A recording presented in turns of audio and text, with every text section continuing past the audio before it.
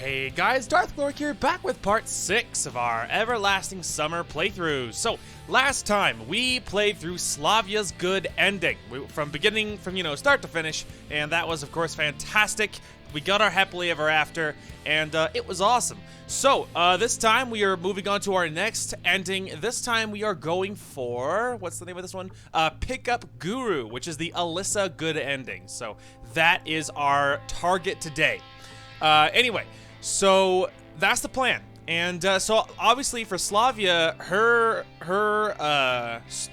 good ending was very long, a lot longer than I thought. So because of that, it ended up being our main video for the day. Now that was on Saturday. So today I assume, and this is a complete guess, of course, I could be wrong, but I assume the more endings we get, the less new stuff there'll be to see. At least might slim down the time at least a little bit, because I feel like some of them was just, it was like, let's say it's a fork in the road really early on. So there was a few of them where we had to choose something we didn't choose the first time in our blind playthrough. And so to get us to where we could choose the Slavia specific decision. But because there's less forks in the road now because we've seen both sides of some of the forks in the road, so to speak, there is less, I think that there'll be a little less dialogue, and I think that overall it'll speed it up. So I don't know, of course, that's a complete guess, but I'm wondering if the farther we get, the less new stuff there'll be to see. Obviously, there'll still be character-specific things, but I think there'll be less of them. So anyway, this time, of course, Pickup Guru, Alisa Good Ending. That is where we're going now, and that's the plan. So, happy Monday before we get too far into it, and hope you guys had a fantastic weekend. Mine was okay, can't complain, and yeah, all in all, pretty sweet.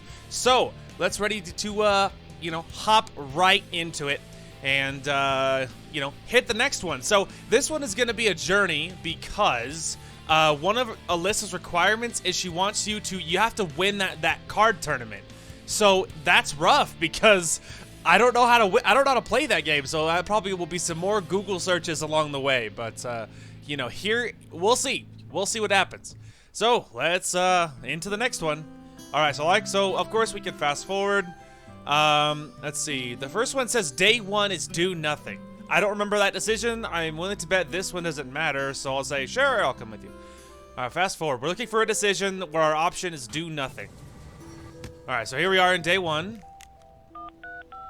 Again, it doesn't talk about reply, not reply, so it probably doesn't matter, so I'm just going to reply. Now that we've did the other ending, I feel like a lot of this is a little less terrifying. I feel like that there is less like... there we go. So this is the do nothing. Anyway, and so a lot of this it's a little less daunting, is what I'm trying to say. Like, moving into decisions, I'll be like, do I say this? What do I do? Like, now that we did that other one, a lot of this doesn't seem nearly as bad, so... Anyway, so now this will be new. So now we are not going to chase after electronic. We're going to do nothing. Alisa, running past, stopped for a moment and growled. I'll deal with you later. Deal with me? What did I do wrong? I added a forced, guilty smile to my words. But what am I guilty of? She made no reply and carried on chasing electronic. I'm like, interesting. Looks like I'll have to kill time alone waiting for dinner. Okay, now I'm thinking... Okay, there we go. So there you go. So that was one of the things we needed. And again, nothing else is listed until day 2, so I don't think any of this matters. Skip, skip, skip. Alright, so in day 2, for day 2, again, we'll just take him because it doesn't talk about it, so it doesn't matter. Praise the book, again, doesn't matter. Keep going. Alright, day 2. So now we're looking for betting. We are going to bet with Alisa, which again is brand new. Okay, again, I don't think any of this matters, so we'll just... start checking out all this stuff, and then the infirmary, keep going, and then the music club. Okay, clubhouses, and almost there.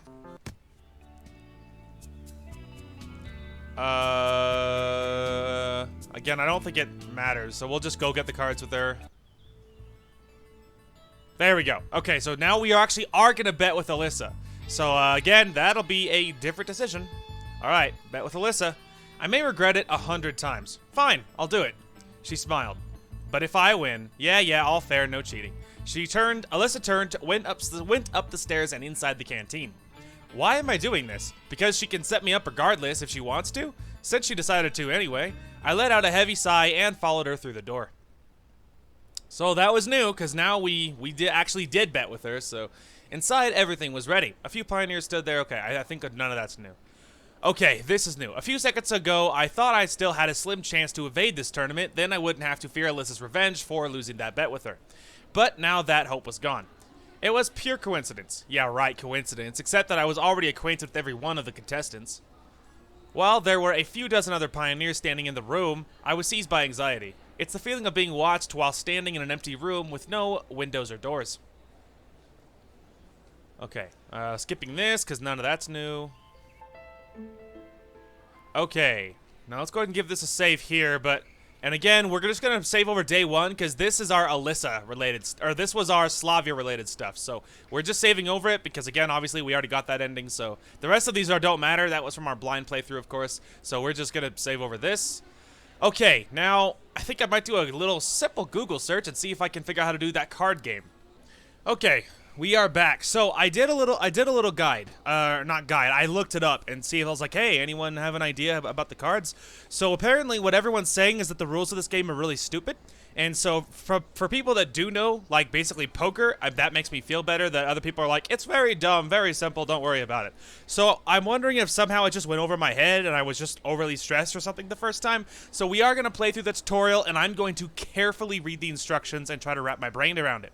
Now, the other interesting thing though is what a lot of people were saying what they did is you basically play through and you lose, and then apparently the game somehow tells you like the card values of what cards you're looking for, and then you reload your save, and then you'll basically, play through. So we will see, but we're gonna try. Play the tutorial. Alright, look at the cards carefully. There are exactly 6 of them in front of you. I hope everyone here knows how to count. Okay, now you can look at them. After everyone had a look at the cards, Electronic moved on. The rules here are similar to poker. I hope everyone knows how to play. I knew the rules, so yeah, I don't know that. First of all, it's a top card, then 1 pair, then 2 pairs, then 3 of a kind. Okay, hang on. So, a pair, I'm assuming it means just 2 of the same kind of card, right? And then obviously 2 pairs would be 2 sets of the same card. But like, it doesn't all have to be like, if you had 2 2s and 2 6s, that's great, or whatever. And then 3 of a kind would be 3 of the same kind of card. Okay, so I assume. And so on, no flushes or straights. So I think it cuts out all the other complicated stuff. I think I'm understanding that right. So it's 1 pair, 2 pairs, 3 of a kind. Or whatever, 4 of a kind or whatever. I'm assuming that's basically it. And in first round, you choose a card you would like to take from your opponent. In turn, your opponent can choose to swap 2 cards at once, or he can choose not to do so. Which cards are trading places. Right, so okay, so if your goal is to get a 2 of a kind, 1 pair, 2 pair, 3 of a kind, etc., then obviously, so taking a card, so you have to watch out for what they're taking, basically. And so on, pretty clear. Yelled at him, I didn't get a thing, you'll figure it out. Okay, diagram, Smolder, you go first. I hope I get a first game, though. Land more perplexed, reach out to my cards. Okay, I think I'm understanding this, I think. In the middle of the table, her hand stopped. Oh yeah, I should be protecting my card.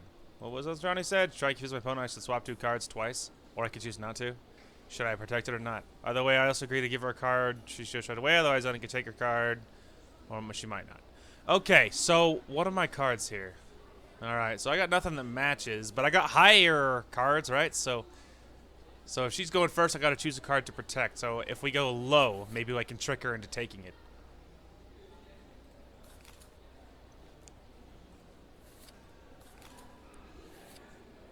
Okay, I feel like maybe. I'll take this. Yeah, but sure, I can take the card regardless of what she did. Problem is, I'm not so sure of the card that, Alright, so it's a 4, so it's not even really that good, I don't think. Electronic was silent, watching our game, nodding, like he's getting somewhere. Okay, now during the opponent's round, trade card 3 times, keep an eye on each other, penetrate your opponent with your eyes. I laugh because he said penetrate because I'm a child. All right, we turn to see whose hand is better. Electronic back to the diagram. Okay, so again, we'll just save it here because, you know, you never know. And then we'll just play through it, and we'll try to see how we do. Okay. All right. So she wants the 8. I mean, do you think a good... Oh, no, I actually have a pair of 8. I have those. I wonder if I should trade her like a 3 because I don't have...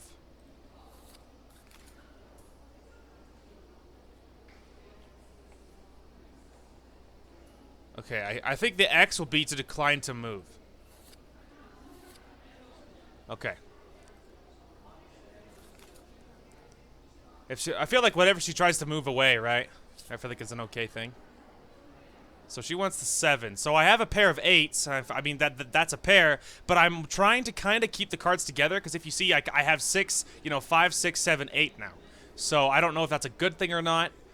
I mean, I don't know if it matters, is what I'm saying. I don't know if should I get rid of the king because it doesn't line up with the rest of what I'm trying to go for here. I feel like just maybe getting rid of the 5.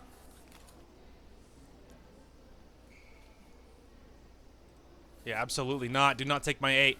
All right, she got my 6, so that's not the worst thing. I could just take it back. Aha! Just kidding. Twice. I got a 2. Well, that's balls. Ah, she got my 8! Oh, wait, no, she didn't. She didn't. We're okay. Again, whenever she tries to kind of more or less keep away from me. Hey, look, I think I got my 5 back. Ha, I won. See, because, okay, all right, I get it. Okay, I think I'm understanding. So 1 pair, 2 pairs, 3 of a kind. And he says, and so on. So I'm assuming just kind of getting matching pairs of whatever is good.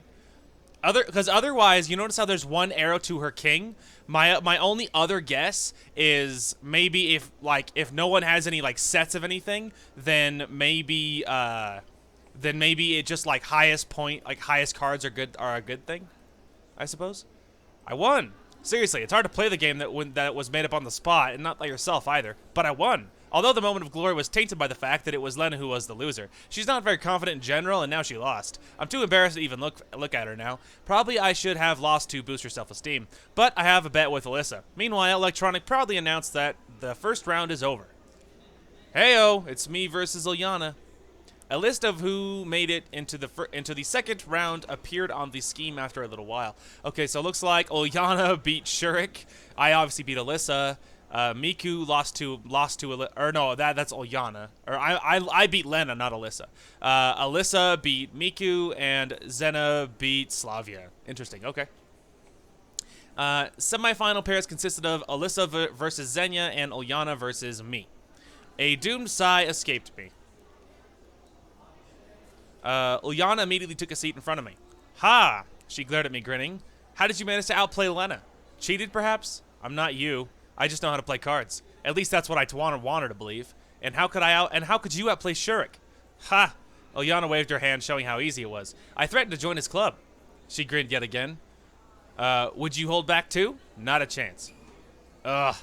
Then I'll choose which card I give to you myself. Did you hear the rules? Ah, screw them. It looked like she really didn't care. Okay, but I choose the cards to give you too. Deal. Inspired by my victory in the first round, I ventured upon this dangerous move. I could have argued, appealed to Electronic, and eventually had my own way, but somehow I felt truly confident in the outcome of this round. Yeah, we were breaking the rules, but I was in the same boat as Ilyana. I looked up at Shurik. Time to begin the semifinals, he commanded. I carefully checked my cards, ensuring that Ilyana couldn't see them. Okay. Alright, first of all, let's give it a save now that we made it this far. We can do this. We have like that's the thing is we have to win this whole tournament because if we're trying to actually impress Alisa, we have to win the whole thing. All right, so what are our cards? We have a 6, we have a 3, an ace, an 8, 9, and a king. So it doesn't really matter, but I prefer to keep my higher cards, I guess. So aha, and we'll switch it. Or yeah. Oh, so you're just choosing which card to give her? Okay. Right, I forgot that her and I were cheating. Okay. You can have the 4 back. Ah, so we're not doing the whole shuffle thing, it looks like. There's a king. Ooh, we both have kings. You can have the 6 then. Or I have a pair of kings, I mean. And now I have a queen, too. I win. I have a pair of kings. Suck it. Hey, this isn't fair. You should have held back and lost. She angrily puffed up her cheeks, making her assemble Humpty Dumpty. Let's have a rematch, but this time you have to hold back. Got it? I wasn't only me who heard her, but the entire room. Even electronic. No rematches allowed. Ilyana completely ignored him. You have to lose. I didn't have the slightest intention of losing with you for a second time, I said calmly. Fine, you want it that way? Yeah, that way. Then I'll put the word out that you sexually harassed Alisa. I'll be like, oh, please. She's already going to spread that word. What? I leaned over the table and gave her a menacing glare. So, you've been eavesdropping. I just heard it while passing by. Anyway, it's much better to play an extra round than she can certainly do that. I sighed and appealed to electronic.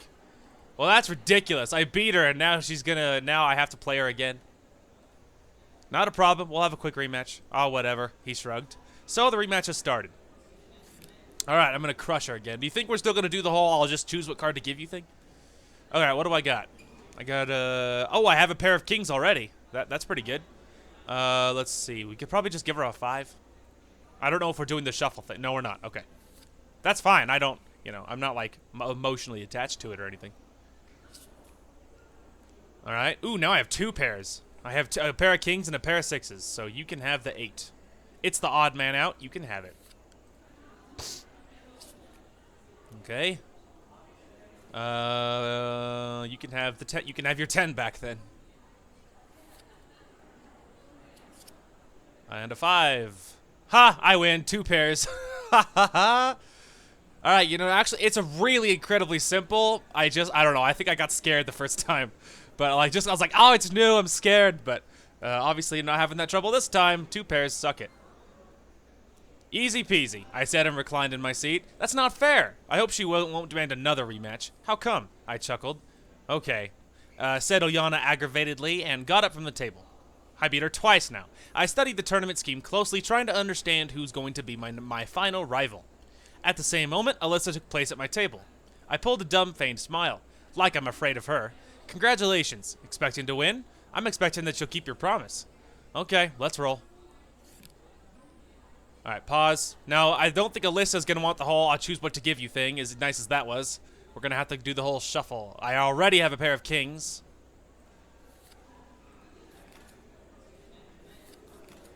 Hey, if you want it, hey, enjoy the 2. Well, she shuffled away from it, so if she's trying to protect it, I feel like it's important. Oh, it's a 5. Alright, well, that's not good then. I already had a pair of kings, so no other matches. So yeah, you can have it back. Actually, I think I'll just, you know what, you can have it. There you go. Like, I'm declining to shuffle. Nope, you can't keep it away from me, Alisa. Give me that card. Oh, it was a 9.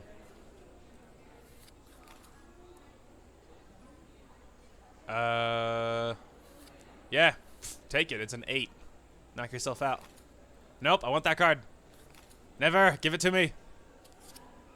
A 7. Ooh, that makes 2 pairs. I win. Huzzah! Interesting. So maybe it's not the highest one, because now she has... Oh, no, she had a pair of 2s. I didn't notice the second red arrow. Okay. Yeah, so she had a pair of 2s, but I had 2 pairs, so I win. All right, well, first let's give it a save. You never know what's going to happen if she's going to want a rematch, too. Hooray, I won! Let's let Alisa know who rules the roost here. That means that battling with her wasn't a waste. Now the only thing left to do is hope that she will not spread that false gossip because of her loss. Yeah, that's the hope. Suddenly, I got the desire to celebrate my own victory and have a dip at the beach. To tell the truth, I don't really know how to swim, but the possibility of diving into the cool water under the moonlight seemed attractive. What is with this music? It's like EDM. It's like, yeah, you won! Woohoo! It's just so peppy, considering it's like this night swim. After all, I spent the whole of yesterday and in my winter clothes. Surely you could nicely wring the sweat out of me.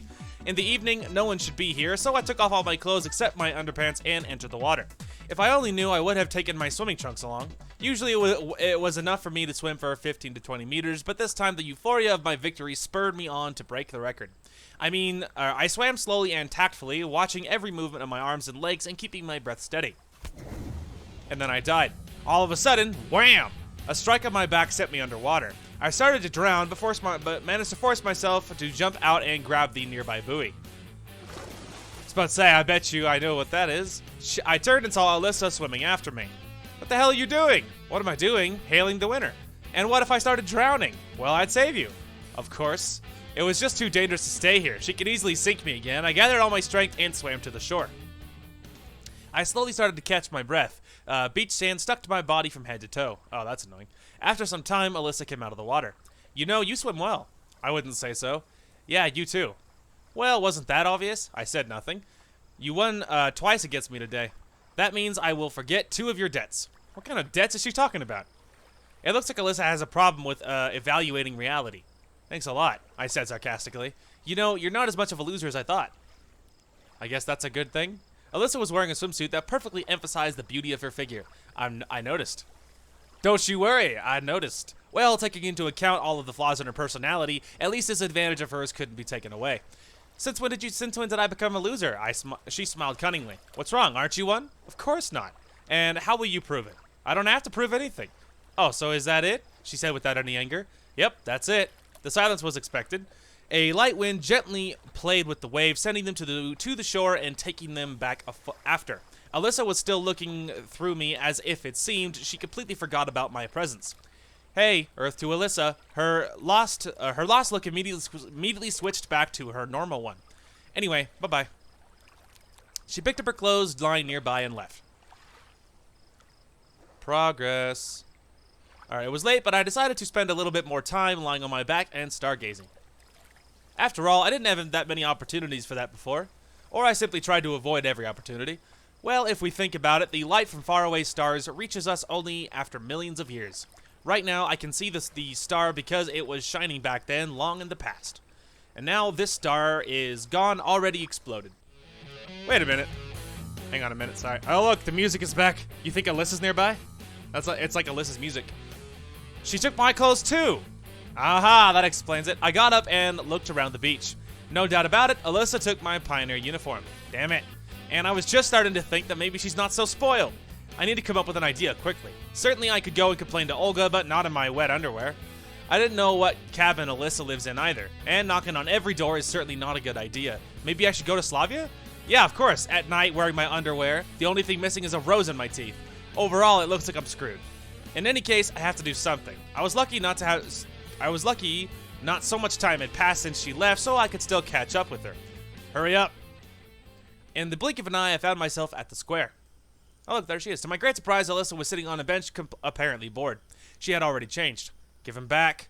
Yeah, sure, take him, she muttered with a guilty tone and handed back my uniform. Oops. Don't think I was waiting for you on purpose or anything.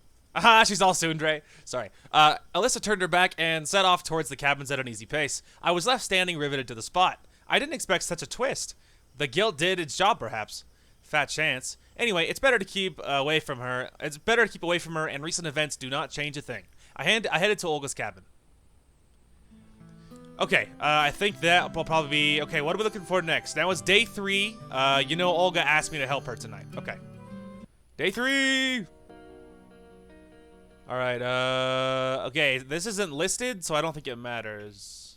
Right, because, yeah, you know Olga asked me to help her is the next thing. So, sir, sorry, promise Lena. Oh, crap, no. No! I meant to go back. Oh, blast it all. Alright, I'll see you guys in a second. I gotta fix that.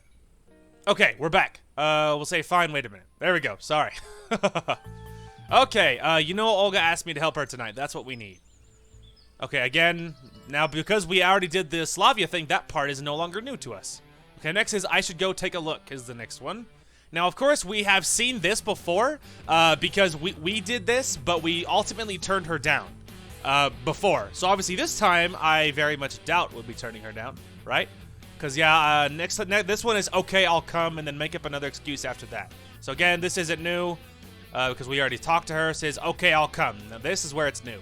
Between Shema at the dance party and Olga's mad guitar, oh no, this is her. Alisa's mad guitar skills, I'd better pick the latter.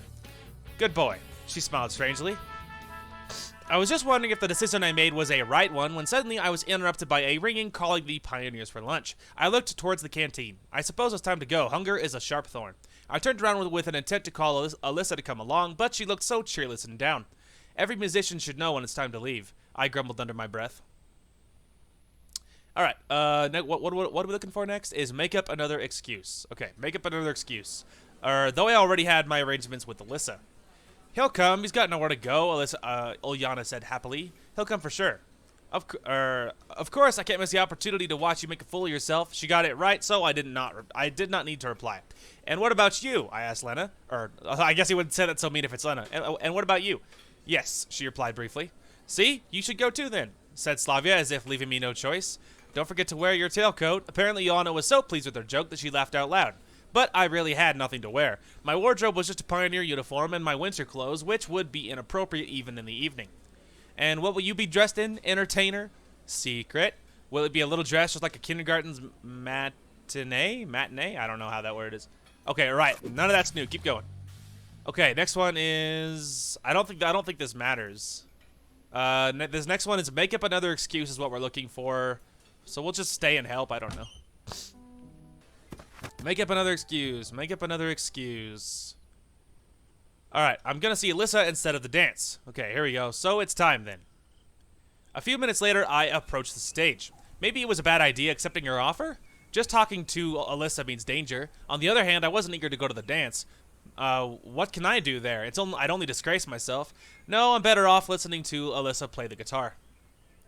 Coming closer, I saw a person sitting on the edge of the stage with her legs dangling.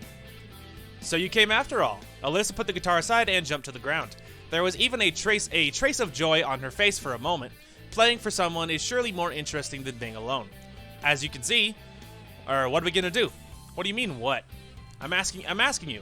Well, I got a sudden idea that this situation is one of her usual pranks, and I should never have expected to hear any guitar songs. I'm going to bed, bye. I turned around and waved a hand intentionally slowly. Hey, Alisa grabbed my sleeve. What? Don't you want to listen? Listen to what? You yourself don't know what you're gonna do?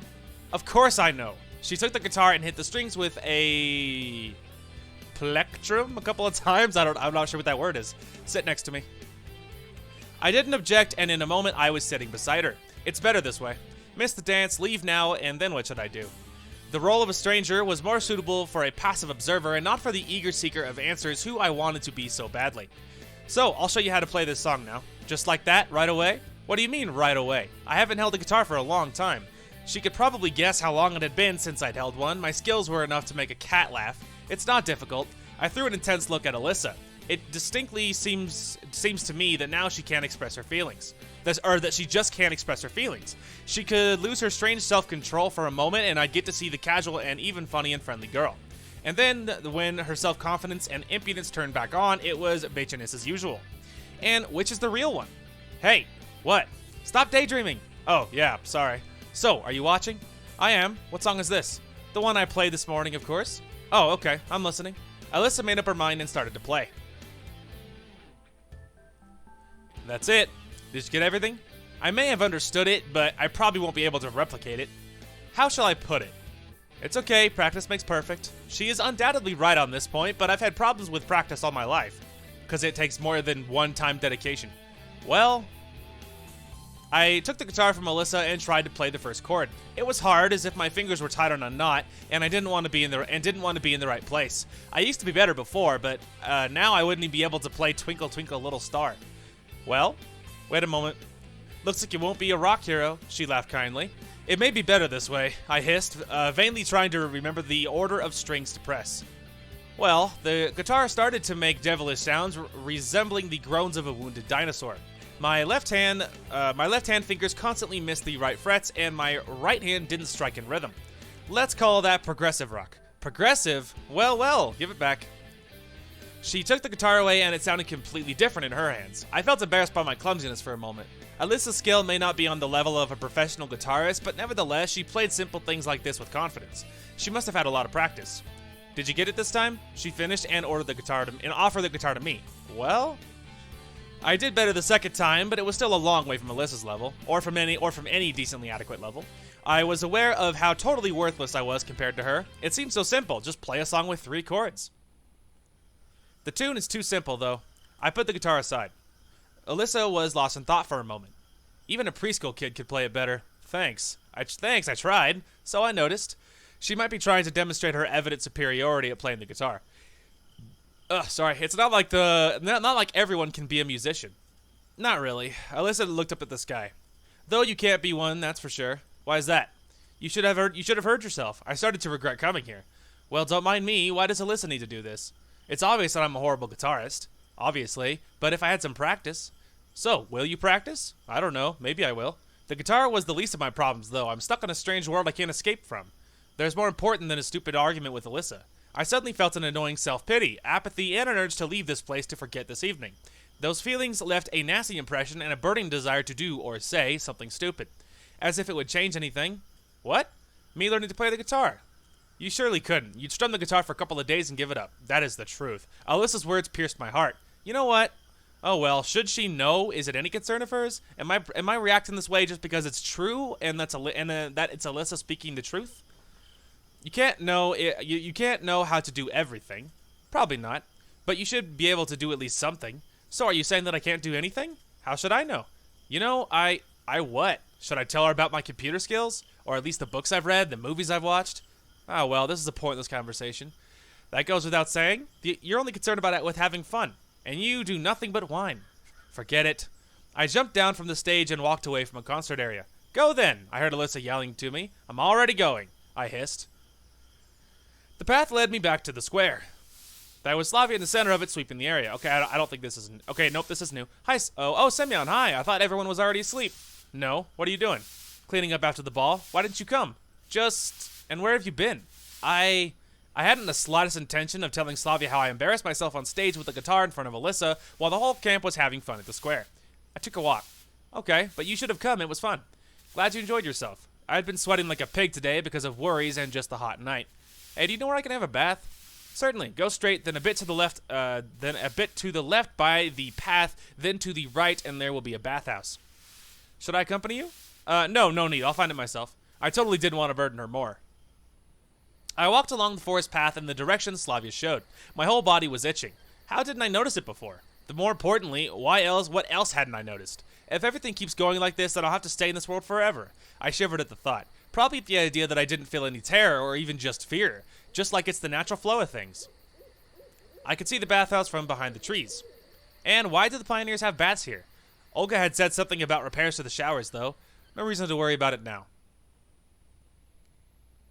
There was soap and clean towels, so I quickly washed myself, went outside, and breathed in a chest full of fresh night air. It's so wonderful that physical cleanliness brings spiritual cleanliness. That is the truth of that, man. Anyway, all of my problems, if not went away, then at least became less important. It's like the water washed away not only dirt from my body, but also the anxiety from my mind. I suddenly started yawning, so I headed to the leader's cabin, rubbing my eyes. I didn't even take a few steps before Alisa stepped out from the bushes. What are you doing here? I was just washing myself. She came to her senses and spoke again. And what? How should I know? Then why do you speak as if you don't know? All my peace of mind vanished in a moment, only the irritation and the wariness remained. Okay, well, if you don't mind. Wait, now what? If back on stage you thought that, well, I didn't want to offend you or anything. It's okay, I'm not offended. I just can't play the guitar. Nothing special. A lot of people can't. I felt that there were obvious signs of irritation in my voice, but I couldn't do a thing about it. I wanted to say everything to her face right here, right now. Exactly, you can't. Alisa obviously restrained herself from laughing. Oh, I've already had enough of you. She totally drove me out of my wits at that moment. In another second, I would have started to yell at her. Or worse. Wait, would you just leave me alone? Alisa followed me but didn't try to stop me. I really didn't want to offend. Some invisible power made me turn around. Okay, can I go now? Yeah, of course. In the moonlight, Alisa looked very beautiful with a brief guilty expression on her face. If she could only keep her mouth shut. What are you smirking at? Although, nothing. I just thought that if only you were a little more polite. Then what? I shouldn't say such things. People could get ideas depending on their intellectual abilities. Then nothing. You should finish what you started. There's nothing to finish. I'm very tired and I'm going to sleep. Stop right there. Don't make me run away from you. As if I could. She may be right. I'm already exhausted from the day, and naturally I had no intention of running after a bath. So what? What? If only I could be more polite, then what? Try it, you'll see. What should I do anything for a fool like you? Then don't try. What does it have to do with me? I sighed and dragged myself to the square. And what about you then? What? I replied without turning to her. Well, if I would, then you... I don't know what you're talking about, but let's think that I would if it is easier for you. Moron.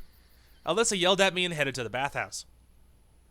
The square shined with the cleanliness of a German road, which was washed with shampoo, or so people said.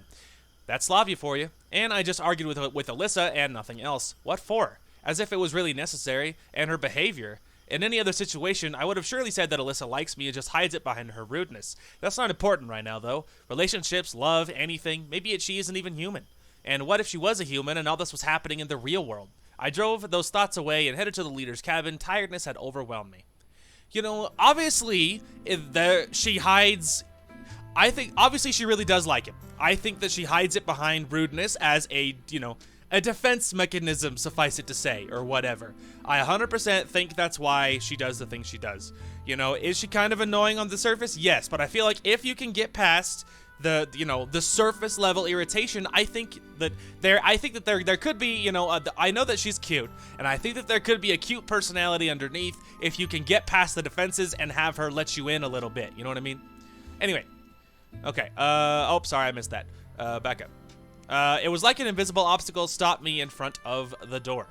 Olga certainly would like to know where I was and why I missed the dance. I'd get a full interrogation for sure. Counting the absence of Alisa at the dance too, it wouldn't be hard to guess that we skipped it together. On the other hand, should I even tell her that instead of going to the dance, Alisa practiced playing the guitar and I just went along with the flow? Nothing special, actually. Doesn't really matter why I left. So, at the same time, I thought it would be better to keep silent. Well, I'll decide on the spot. I decided to pull the door handle. Well, hello, Olga. Olga was already waiting for me wearing a dress. So, Semyon, where have you been? Oh, pause. What am I supposed to do? Tell me, guide. Okay, let's see. Blah, blah, blah, blah. Go to the boathouse? No. Hang on a minute. I mean, I think we should be... Oh, okay. Okay, there we go. We're supposed to say, make up another excuse.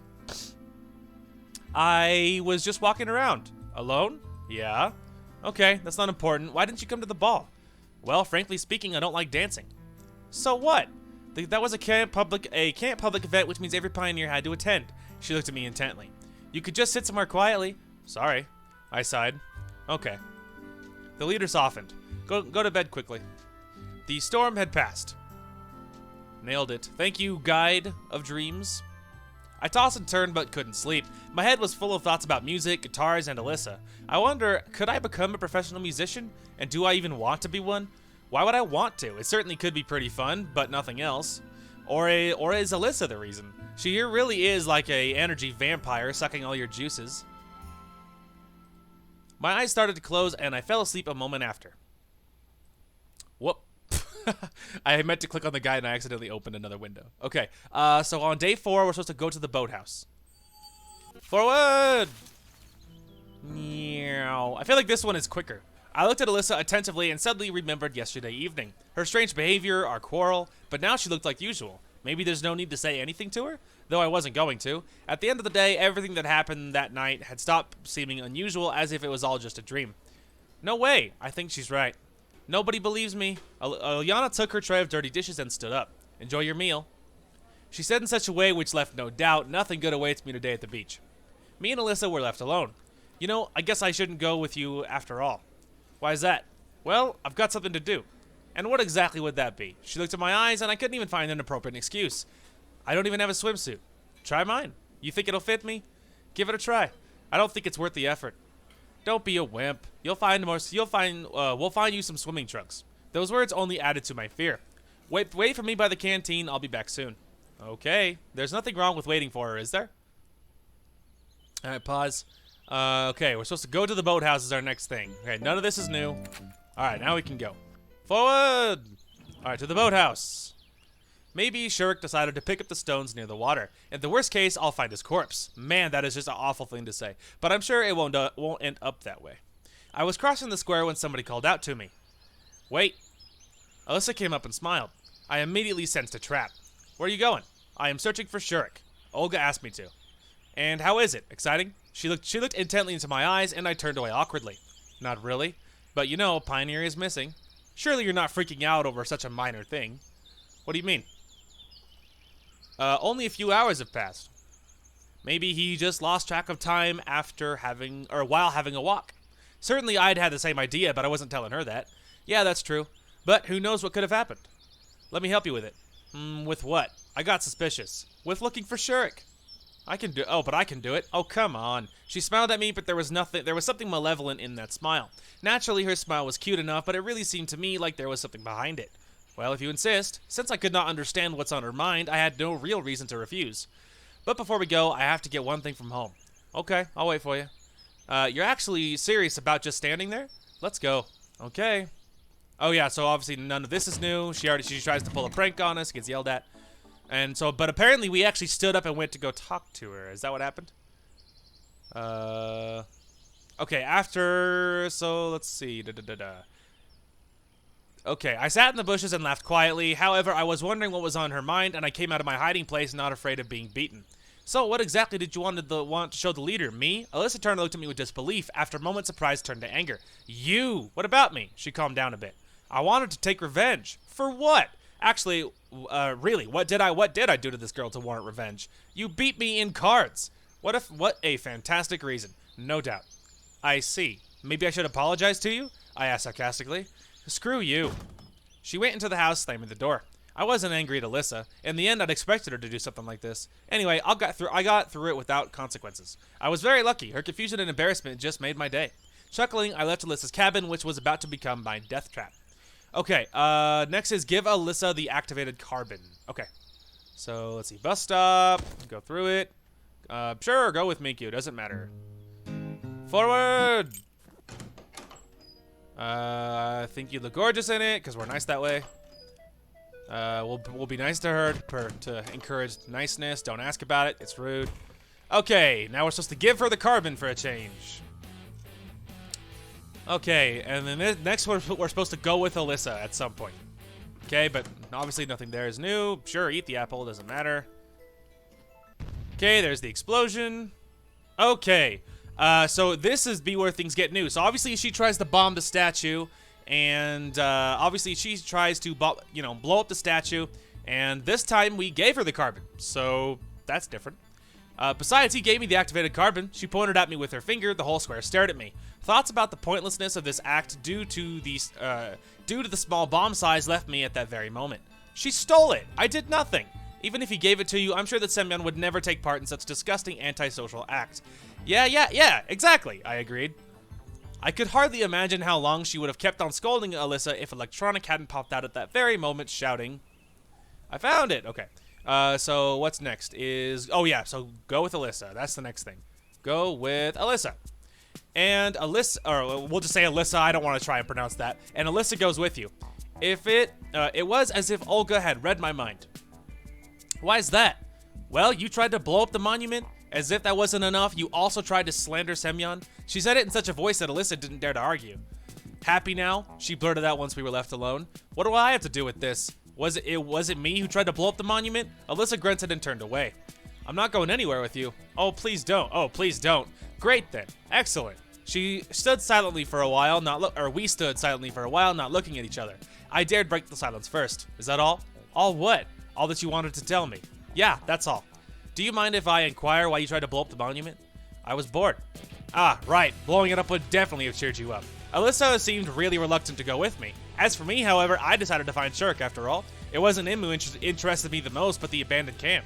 For some reason, I had a feeling that I might find out something there, and I really didn't like the idea of going alone at night. So, you scared then? Are you daring me? She gave me a sarcastic smile. Oh no, I'd never. Good luck if you're staying then. I turned around and started walking in the direction of the old camp, or where the old camp should have been. Alisa caught up with me at the forest edge. Wait up. I'm going with you. Why did you deign to change your mind all of a sudden? I asked ironically. You don't need to know, she snarled and handed me a flashlight. That was quite wise. I don't know what I would have done if they're alone in the dark if it wasn't for Alisa. Electronic had told us that the old building was built after the war. It looked like a kindergarten or like a barracks I expected, and definitely could hold a few pioneers than today's camp. Fewer pioneers, I meant. It had been abandoned for about 20 years. The night forest was completely unlike the day. Just a couple of hours ago, it seemed just like a small grove where even a blind man wouldn't get lost. However, as the darkness fell, the trees seemed to grow up, the bushes suddenly took up all of the free space, and the paths so wide in daylight turned into barely visible waves in the dark green forest ocean. The final strokes up to this picture were the birds, the insects, and the beasts, who were giving a concert, each with its own instrument, crafting together an amazing yet frightening nocturnal symphony. We walked slowly, Alisa a bit ahead and me in her wake, trying not to fall too far behind. She acted self-assured to a fault. Absolutely not like me. Every rustle of bushes nearby or hoot of an owl overhead made me cringe and look around timidly. Of course, it was obvious that there was not much to fear here. The local woods weren't likely to be teeming with wild beasts, and it seemed that there were no people at all in this world apart from those on the camp. However, the fear was there on an instinctive level, and I tried to walk carefully and to stay as watchful as I could. Discretion is the better part of valor, after all. Or discretion, sorry. Alisa stopped suddenly. So suddenly that I nearly bumped into her. Now where? What? Or what? Well, straight ahead, I guess? Are you sure? I tried to figure out the directions. It looks like we were going the right way, or at least the way that's suggested by electronic. However, without a map, without a GPS, or some other kind of navigation, I wasn't sure that we were still on the same planet, wherever it was. We haven't taken any turns. We've been walking straight forward all this time, just as electronic said. Then why haven't we made it to the old camp yet? How should I know? Alyssa's rude way of talking was already getting on my nerves. Are we already lost? Why would you say that? We're barely a kilometer away from the camp. So what? She looked visibly sadder. So nothing. If you don't like it, you can go back. Alisa eyed me disappointedly for a while, then her face changed sharply. Well, I will then. She suddenly turned around and started marching briskly back toward the camp. Good luck there, I shouted as she was going. However, Alisa may be right, and we are in fact lost, in which case it's not a good idea to stay here alone. The cool night breeze grew stronger, and I shivered. But going after her would mean losing face, even worse, admitting she was right. No, I had not ready to accept that. I could have probably spent until morning arguing with myself about this if it wasn't for Alisa's scream. My legs carried me on their own towards where she went. About 20 meters on, I nearly fell into a hole, just managing to jump over it at the last moment. As for Alisa, it looked like she had not managed to. I was about to point the flashlight into the darkness when I realized that she'd taken it with her. Well, that's had to be expected. Are you alive? Yeah. Her muffled voice sounded up from below. Did you break anything? Hell if I know, idiot. A light flickered in the hole. I stepped closer and bent to it to examine how deep it was. The crumbling hole went about 3 meters into the depths, but it was pitch black below. Help me get out, Alisa yelled angrily. And how do you imagine I should do that? I don't know. Think of something. Well, what do you see now? Describe it. Well, it's sort of a tunnel and no, just a tunnel. A tunnel? That's weird. Come on, get down here. Is that the best idea you have? I'd rather run into the camp for a rope. You're gonna leave me alone here? Alisa's voice lost much of its impudence. But you're alone down there anyway. Hey! She cried out loud and directed the flashlight right into my eyes. Well, don't panic. Trolls aren't gonna eat you there. I'll be back in a flash. Alisa was screaming herself into a fit from down below, but I couldn't make out the words. However, I only managed to take a few steps before the ground yielded under my feet, and before I knew it, I was tumbling down. I grabbed a thin root that somehow slowed down my fall. But it snapped under my weight and went flying down with me. Not exactly as graceful as it was for the rest of for Slavia and Semyon, that's for sure. You alive? Hey look, now I'm here with you. I barely opened one eye as I felt a searing spotlight upon me. Ah, put it away. Alisa was squatting next to me and looking at me in a nervous manner. Any limbs broken? I don't know. I moved my hands and feet. Everything seemed to be fine. Given the height, I was pretty lucky to make it down alive. I barely managed to stand up and examine the crash site. Indeed, we were in some kind of long corridor. There was some kind of heavy wiring all along the walls and lamps encased in heavy metal holders attached to the ceiling. Any other situation, I would have guessed that it's a subway service tunnel, but it was hardly likely that the camp has already reached such a level of infrastructure. Where are we? I don't know, but we have to get out of here. Climbing the crumbled wall was hardly an option. In fact, I was wondering how we even survived a fall from such a height. Alright, really quick, he said it was like 3 meters deep, right? So, 3 meters to feet. Exactly. Thank you, Google. How deep is that? 9 feet. I was about to say, isn't a meter 3 feet approximately? Yeah, so it's just about almost 10 feet. 10 feet is not going to kill you. Okay, maybe if you landed wrong, you might snap a bone or something. 10 feet is not fatal, all right? I mean, that doesn't sound fatal to me. Now, I'm scared of heights, but from you know, if you think about it, for instance, I am, what am I, 5'11", I think? Like, my dad's is 6 foot, so, like, that's just barely taller than you. Like, yeah, that is not fatal. Like, even, I'm not fit, but I think I would be able to survive 10 feet. Anyway, in fact, I was wondering how we survived a fall. Okay, well, it seems we gotta find an exit somewhere else. How do we do that? Alisa asked, slowly turning pale. Not a single trace of her usual arrogance remained on her face. Well, I guess there's gotta be an exit here, right? Probably, but which way do we go? Now that's a good question. At first glance, it seemed like a good idea to head towards the camp, at least in the direction I thought it was, but I hadn't seen anything there that resembled an exit from the catacombs, and that means that we should try the opposite direction. Give me that. I snatched the flashlight from Alisa's hand and pointed its light into the darkness. That way. Here we are. We were slowly proceeding forward with Alisa keeping a firm grip on my hand. In other circumstances, I might have been surprised, embarrassed, or even rejoiced, how should I know, but right now I was just eager to get out of here as soon as possible. My bruises from the fall were aching, the blood was pulsing in my head like a heavy pendulum. Even the flickering spotlight that kept illuminating the same cement walls continually wasn't exactly raising our morale. Damn, there's also Shurik. What? Why did we go into the Night Force in the first place? To find Shurik? Oh, just forget him. He might have fallen down here just like us. Of course, Alisa has a point. This wasn't exactly the best time to engage in a search mission. If we don't manage to get out, there would be a search mission for us instead. But I couldn't just take my mind off this thought. It was as if Shurik was standing right before my eyes, giving me a reproachful look. "Look out!" Alisa yelled. I almost crashed into a massive metal door. A biohazard sign immediately caught my eye. That means we're in a bomb shelter, I mumbled under my breath. Yeah, I've heard of something like that. You have? Why didn't you mention it before? How would I know it would be important? I guess you're right. Fine. I grasped the door's wheel and pushed into it as hard as I could, trying to turn it. The rusty metal grated but refused to budge. Stop slacking, help me. Alisa hesitated a little, but then grasped the handle and started to pull. Finally, we managed to turn the wheel and the door opened. It was hard to mistake the room we entered for anything else. It was definitely a bomb shelter. Cabinets full of gas masks, dry rations, lots of equipment, bunk beds, and air circulation systems. There was everything one would need to survive a nuclear war. Well, at least to survive the first blast. Alisa clenched my arm even tighter. What is it? What? She blabbered under her breath. I'm scared.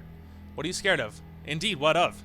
We tumbled down into an abandoned bomb shelter. Now we're wandering here in the dark, trying to find an exit. Oh yeah, nothing to be afraid of. Those thoughts made me squirm, and I instinctively drew near to Alisa. She didn't say a thing, just blushed a little and turned her back to me. Well, in any case, what? We have to keep searching for an exit. Well, there's another door. Indeed, there was another door on the far wall, just like the one that we had came in through. However, no matter how hard I tried to open it, it was stuck. Need some help? Nope, it's jammed for good. I glanced around the room trying to find something that would work as a lever and noticed a crowbar in the far corner. Great. Alyssa gave me a blank stare. Watch it. However, I still couldn't move the handle an inch even using the crowbar. Totally exhausted, I flopped on a nearby made bunk and gave a sigh. We have to walk back. But we just came from there. Alyssa seemed to regain a bit of her self-control as well as her usual rudeness. Well, you could stay here if you want. There's water, ration kits, probably our radio still working.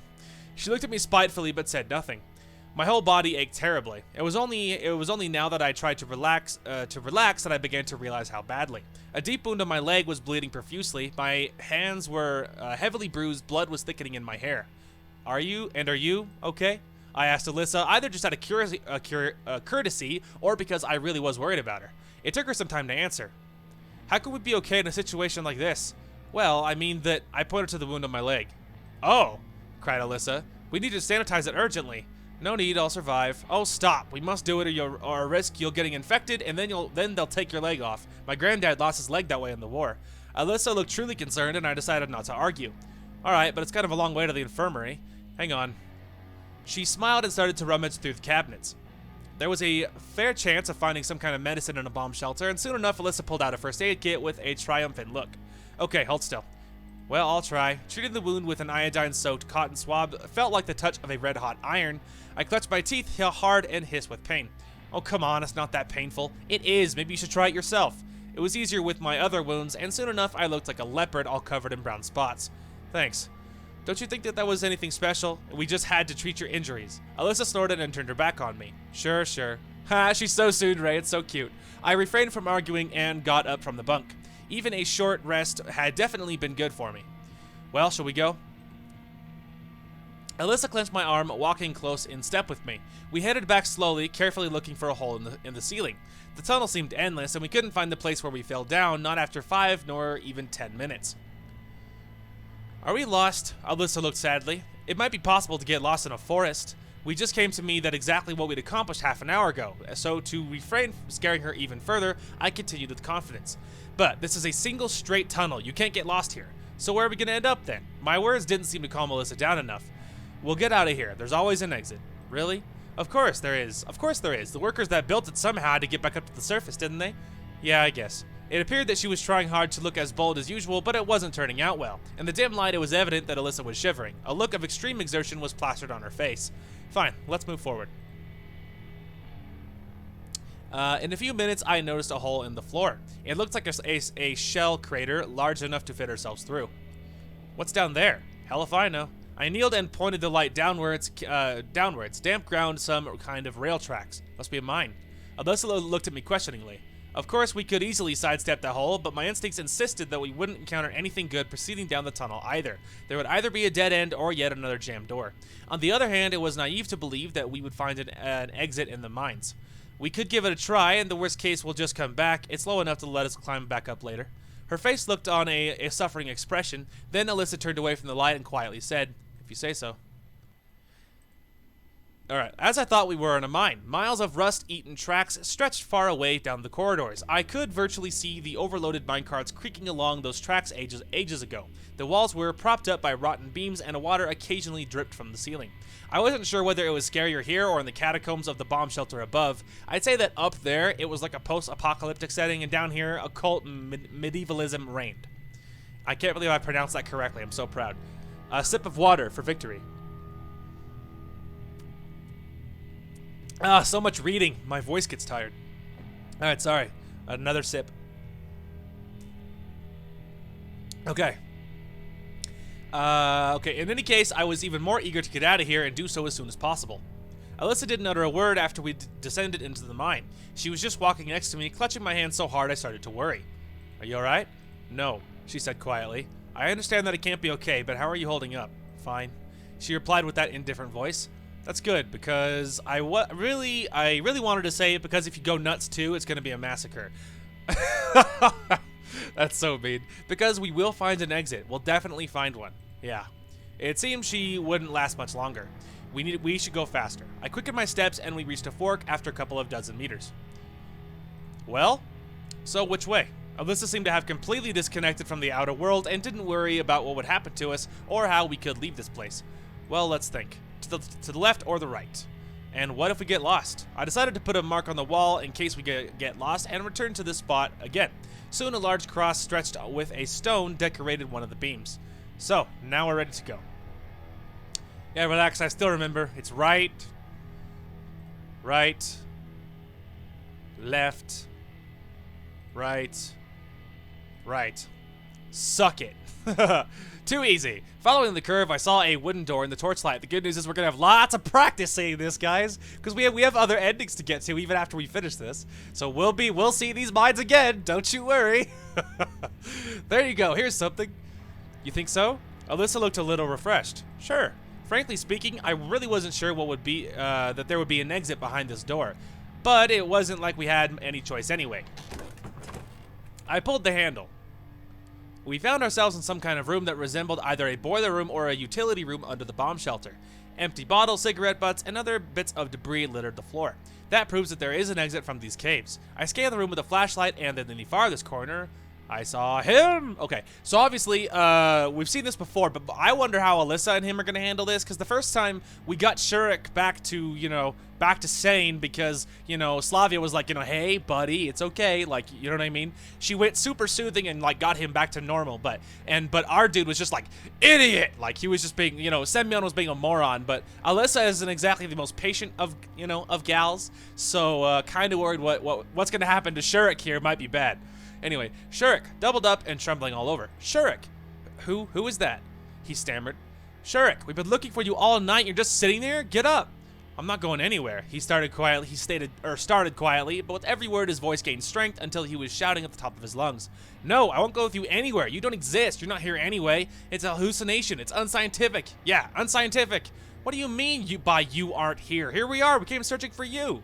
Alisa had remained silent until now, but then she let go of my hand and took a few steps towards Shurik. What are you doing? I asked quietly. She hesitated for a moment, but proceeded as if not hearing me. Oh, I think she slapped him. Finally, having come close to the last pioneer, Alisa fetched him a scathing slap across the face. Ow! You! We nearly died searching for you. Those damned woods at night, the bomb shelter, these frickin' mines. I am one mess of bruises thanks to you. And you what? You're just hanging out, drinking booze, and seeing pink spiders, you bastard? Shurik stared at her with a bemused look. Now then, get your ass up and move. No, he began to whisper quietly. No. Somewhere deep inside me, at the very edge of my awareness, I got the feeling that something really bad was going to happen now. It happened, a premonition, intuition, or just an analysis of the situation from the way Shurik was sitting or the expression on his face hinted at his following intentions. Oh dear.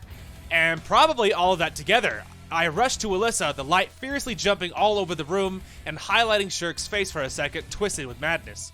He was wielding a metal rod, and if I had been a moment too late, he would definitely have smashed Alisa's head with it. But I made it. Oh my god, I did not expect this! Whoa, this is different. Everything was like a dream. The distant shout of a girl, a hollow thud, the flashlight going out, eerie silence, except for the heavy breathing of Shurik. It took me a while to come to my senses. What are you doing, you jerk? I clutched my arm and it felt okay. The blow landed on the flashlight. So now we were in complete darkness. You won't get it. You won't get me. Shurik's hysterical laughter was quickly fading away in the distance. Hey, where are you going? Get back here now. Won't get. The yell vanished into the distance. What a freak. I tried to fix the flashlight in the darkness. No way. Shurik could smash it into pieces with his rod. Then I suddenly thought of Alisa. You okay? I heard a quiet sob, and the same instant I felt her embrace hugging me tightly. Okay, it's okay. It's all over now. Everything's fine. Well, in fact, nothing was fine, but I needed her to get a grip on herself. Otherwise, we stood no chance of getting out of here alive. I tenderly caressed her head. I wonder, Alisa crying, is that a funny thing? Maybe in different circumstances. It's not funny, you idiot. I'm scared. That's okay. I'm scared too. I noticed this strong and sudden transformation in Alisa.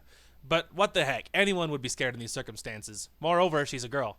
But why aren't I scared? No, not scared. Why am I still able to keep my mind clear and speak sense?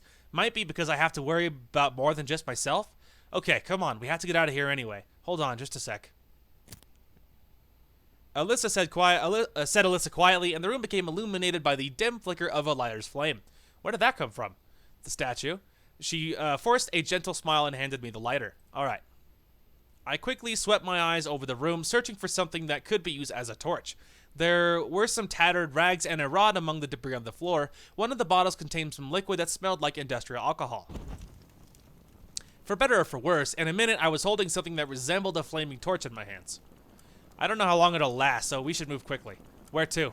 Alisa seemed to be returning to her senses. Let's go back. At least we'll reach the bomb shelter. For one thing, there's light there. She gave me a quiet nod and took my hand. Well, this is different. Well, we're having to go back. So this is just so different from what happened with Slavia, or the time we were here blind. The torch was burning poorly. We had to reignite it every other minute. One didn't have to be an oracle to predict an extremely short lifespan for that rag we were using. I became more and more afraid that we wouldn't leave the darkness in the mine. You couldn't rely too much on just the lighter. However, we reached the hole that led up to the catacombs quite fast. It seemed that I had memorized the route after all. Yeah, it would just do the same thing you did, but do it backwards. So it's left, left, right, left, left. And then going the other way, it's right, right, left, right, right. You know, very easy. Scrambling over the rocks almost blindly. Okay, where are we going now? Asked Alisa, getting her breath back. What do you mean? We're going to that room with the bunks and the cabinets. Which way is that? I opened my mouth to reply, but suddenly realized I had not the slightest idea. The holes looked the same from all sides, just like the walls, the floor, and the ceiling. We had not a single hint to indicate the right direction. Well, don't you know? Alisa asked sadly and sat on the ground. No. I replied quietly, put out the torch to preserve it, and sat next to her. Are we going to die here? She rested her head upon my shoulder. Alisa's voice sounded flat, one even might say calm, but I could feel that her body was trembling, either with cold or with fear or with both combined.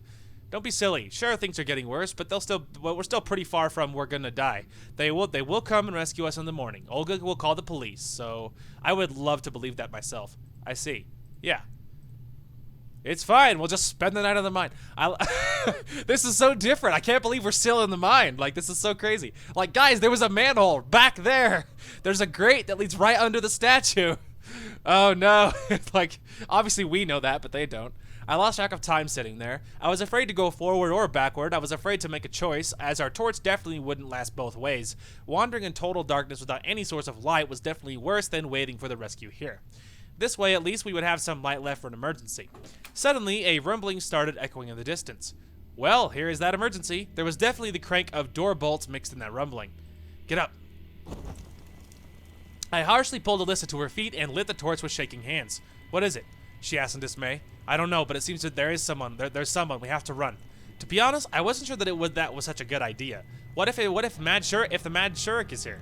And in fact, that's the least of all the evils I could imagine. But we had no choice left. The stones scattered beneath our feet. I desperately tried not to fall down, holding my hand with the torch out in front and dragging Alisa with the other. She ran along in silence, breathing heavily. I really wanted to look back at her, but didn't have the strength or the time. Finally, the outline of the open door appeared before us, and I leaped into the bomb shelter, readying myself to fight any foe that was there. But the room was empty. I swept my eyes across the room, trying hard to spot hidden monsters, Shurik, or any other evil entity, but it was all exactly the same as it was the first time we'd been there. Except for the door, the second door. It was open. Somebody's passed through here. I spoke up triumphantly. Who? Don't know, maybe it was Shurik. But how did he manage to open it? Who the hell cares? Come on. There was another corridor behind that door, and it was ascending slowly. So we're getting closer to the surface. I was right. After several hundred feet, I stumbled upon a ladder leading to the small hatch on the ceiling. It didn't take much effort to open it. What's up there? Who cares? It's better than staying down here anyway. I climbed the ladder and found myself surrounded by gloom. However, this gloom was definitely lighter than the darkness of the catacombs. As my eyes got more used to it, the outlines of the walls, the ladder, and the door leading to the outside were emerging in the pale moonlight. I helped Alisa climb up, and we literally sprang out of the building. The exit from the catacombs was located in some sort of ruined building that resembled either a nursery or a country school. Must be the old camp. Alisa sat on one of the swings and wiped the sweat from her forehead with the back of her hand. I see, so we found it after all. I smiled involuntarily. What are you laughing at? She frowned and pouted with displeasure. To put it shortly, she returned to her usual self. So it's not so scary in here anymore? I wasn't scared there either. Oh, come on. That's right, I wasn't. Oh, whatever. I was angry. I really felt hurt because of Alisa. If not for me, she would have been still down there in that damn mine. Where you going? She asked in a less self-assured voice as I turned around and slowly walked towards the camp. Back to the camp. Hey! Alisa jumped up right away and started to walk next to me. For a moment, I wanted to say something nasty, but I wasn't ready to start the next argument. We found the path we had taken before surprisingly fast, even the 2 holes we'd fallen into. It was only about 200 meters from the old camp. I stopped at the square and turned to Alisa. Well? She looked uncertain, even confused. Then, sure. Deep inside, I wanted to yell at her, to scold her, even to insult her. On the other hand, I wanted to have a meaningful conversation. In the end, I just kept silent, turned around, and slowly headed towards the leader's cabin. But something persistently disturbed the quiet of the night. I keenly listened to it and realized that it was the snoring of Shurik, who was sleeping peacefully on a bench. Hey! I called Alisa, who hadn't walked too far away. Get up, you! Shurik slowly came to his senses and stared at us blankly. Oh, is it morning already? Morning? Yeah, sure. Sometimes one acts first, thinks later. Of course, it all starts in the brain, then the current comes through the neural links, thereby transmitting the command to the body. Yeah, thanks, I know how thoughts work. That's great.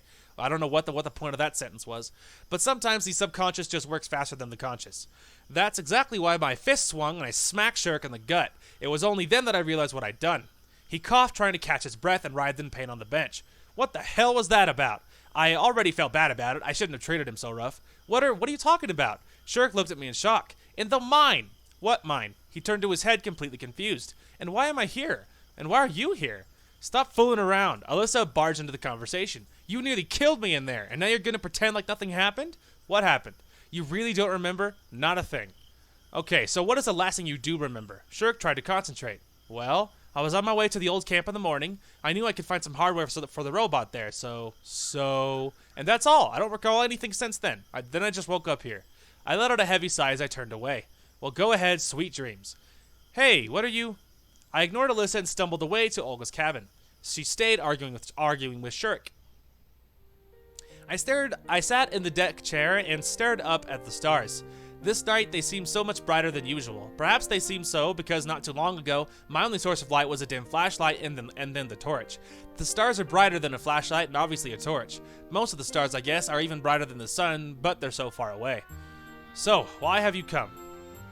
I asked without even turning my head. Alisa's footsteps could be heard well in advance in the silence of the night. Well, what did Shurk say? He said that he doesn't remember anything and that it's unscientific and nonsense like that. I think he really doesn't remember because of the shock and the stress. Who am I to say? I was in the same boat too not long ago. I am still in it though. Do I have amnesia? Well then, why'd you come here? Then again, I guess I knew the answer. That's exactly why I hadn't gone to sleep, but I waited for her here. Well, Alisa sat down next to me. Kind of wanted to thank you. After all, down there, you know. No problem. I said gently and leaned back. Well, alright then. She got up and was gonna go. If you think that I'm angry with you, I'm not. Everything's okay. I didn't actually think that. Alisa got worked up. Fine then. Okay. Yeah. Then, just go already, I said kindly and waved my hand. I'll go when I want to. Now you don't want to? I want to. Well, is something preventing you from going? Moron! Alisa stomped her foot and quickly walked away from the leader's cabin. I took a deep breath and stood up. My head was terribly dizzy from fatigue. Well, at least Olga's sleeping already and I wanted to explain anything. However, it wasn't that easy. The camp leader was standing in the middle of the room and was obviously prepping for a lengthy conversation, or rather, for a debriefing. Would you care to explain? What's the matter? In fact, you don't mind when we were going to search for Shurk? And what, have you found him? It looks like she was more concerned about me coming back late than the fate of the lost pioneer. Yes, we have. But by the way, why are you standing here in the dark? What? What? I said why in the darkness? Because it's time to sleep. I couldn't agree with her more, although I was slightly surprised by such an abrupt mood swing. I barely stumbled to my bed and collapsed on it without undressing. But still, Alisa. I just didn't know what I should think of her. It wasn't because she'd been acting strange recently. No, on the contrary, all of her behavior was quite consistent and understandable. Even her returning to thank me. I thought of Alisa much more than anything else that had happened tonight. Although if you get down to it, there was nothing supernatural about it. Uncomfortable, sure. Frightening, even spine-chilling, sure. Something related to my arrival here, hardly. Although those thoughts put me to sleep. Okay, so what the freak day? So we are on day 5, and we're supposed to stay on guard. Okay, stay on guard. Wow, that was loud and sudden. All right, stay on guard. Keep her going. I don't think it matters. Right, I think we're just gathering ingredients, if you recall. Stay on guard. We're gonna go with Lena. Oh, flip. Sorry, that was my bad. Oh, but I don't want to reload from there. Oh, whatever. Sorry. All right, pass through it. We're gonna see this again. We have to get Lena's good ending, so we'll see it again. Don't worry about it. We're gonna blow through it. Doesn't matter. Hey, look, we have a moment. It's so sweet. We can't have a moment. We're looking for freaking. Nope. Nope. Nope. Nope. Come on. Let me skip. Thank you. Okay, sorry about that. Anyway, so we're supposed to stay on guard. Thanks for the girls' help. Man, that didn't go according to plan. Sorry, y'all. Ah, there we go. Curiosity killed the cat. Anyway, it's Alisa, and that means it could quickly turn into a total mess, plus I still have ingredients to collect. Well, I'll come later. Alisa left the library quickly without looking at me. It got me thinking. What could this book could be about if she was so ashamed of it? An ashamed Alisa is something extraordinary by itself. But Alisa ashamed about a book. But what's the point in guessing now? There's no way of finding anything out. Finally, Xenia's groan rang out. Okay, and after that, nothing new. Okay. Keep her going. Keep her going. Forward. All the way. Charge. Progress. Where am I going? Try to find out what Alisa... Okay, we're supposed to try and find out what they're arguing about, which now I bet you he'll actually do. Only Lena and Alisa stood out among all the splendor. Well, of course, it was quite natural for Alisa to be arguing with someone like that, but hearing Alisa talk in a raised voice, or Lena, not Alisa, sorry, I came closer silently, trying to understand what was going on. No, you listen to me. Think whatever you want. I've said everything. It looked serious. I tried as hard as I could not to attract any attention and look as if I'm just standing there with no intention of listening in on them. There's nothing to think about. Everything is as clear as day. Don't try to wind me around your little finger like that. I know you too well. Why, of course you know everything. Then why won't you tell him yourself? Lena was getting angry. That alone was really weird, even considering that I didn't even know what they were arguing about. That's none of your business. Alisa snorted, turned around, and her eyes met mine. Seconds later, Lena gave me a look as well. The girl stood there in confusion for some time. You're eavesdropping? Me? No. I was just like passing by. I put on the best smile I had, but it didn't seem to help much. By the way, today he was peeping at me. Alisa gave me a malicious smile. Lena looked at me questioningly. First of all, why would she believe this devious fox of stories? I didn't peep. You know quite well that it was an accident. Olyana should be the one to blame. Sure it was. Tell that to the cops. It seemed like my excuse wasn't working. Did you like my boobs? A shiver ran up my spine. Is that true? Lena looked at me imploringly. Well, you see, it was an accident. I didn't see anything there. You didn't? Well, I can show you again. Alisa cried in anger. I didn't know what to say. You see, told you. No. Alisa started to mumble and rushed away a moment later. Wait, what happened? I shouted after her. You see what you did? That girl's upset now. She gave me a spiteful smile. First of all, it wasn't me who upset her. Second, I don't have any idea what you two were arguing about. I was running out of patience. Why should I tell you? It seems like she thought that our talk was over and was about to leave. I grabbed her hand abruptly. Alisa glanced at me in fear but didn't say anything. I was angry at the moment, really angry. Firstly, I was wildly enraged that Lena was upset because of me, even though I was actually kind of guilty. Second, I was enraged by Alisa's insolence. Third, I was so tired that I was about to lose my temper at the smallest thing. Happy now? I hissed, pointing into the darkness where Lena had run off. You only seem to have the guts to bomb memorials and hurt innocent girls. She looked frightened, sad, and confused at the same time. She, herself, could hurt anyone. You just don't know her. The only truth here is that I don't know her too well, but I'm absolutely positive that she wouldn't hurt anyone. That's your job. We stood in silence for some time. I held Alisa's hand and didn't know what to do next. The solution dawned upon me all by itself. You have to go and apologize. Why the hell should I? Alisa tried to act as arrogant as always, but it wasn't going to work this time. Because I said so. I refused to hear any objections and I dragged her to the side of the bonfire. Olga, I'm sorry, we have some urgent business to deal with, so we have to leave early. The guidance officer tried to object, but I didn't listen, and I headed after Lena, pulling Alisa along with me. Wow, he's like in command right now, surprising. After some time, I released her hand. Any objections? All the pride and arrogance had left Alisa's face long ago. If you want me to come with you, I will, but I have nothing to apologize for. I told her the truth. We'll see about that then. I cut her short. We had been walking in silence until we reached the camp. Entered the camp, sorry. We came to the square and I asked Alisa, where do we go next? How should I know? And who said that they knew Lena well? Was it me? Alisa hesitated. Well, she could be at the island. She often goes there when she wants to be alone. Excellent. We headed to the pier. Night came down on the camp while I searched for paddles and pottered around with the ropes. One boat was actually missing. Okay, today's your lucky day. We get to do several killer exercises that will build up your biceps, triceps, and other arm muscles, I said sarcastically. Are you serious? Alisa cast a fearful glance at me. Well, perhaps that was a little too rough, even for her. Alright, I won't make you row, of course. That hardly sounded confident. Swinging the paddles appeared to be much harder this time. Well, that's not surprising, considering that today I must have already filled my annual rowing quota. I stopped in the middle of the river to catch my breath.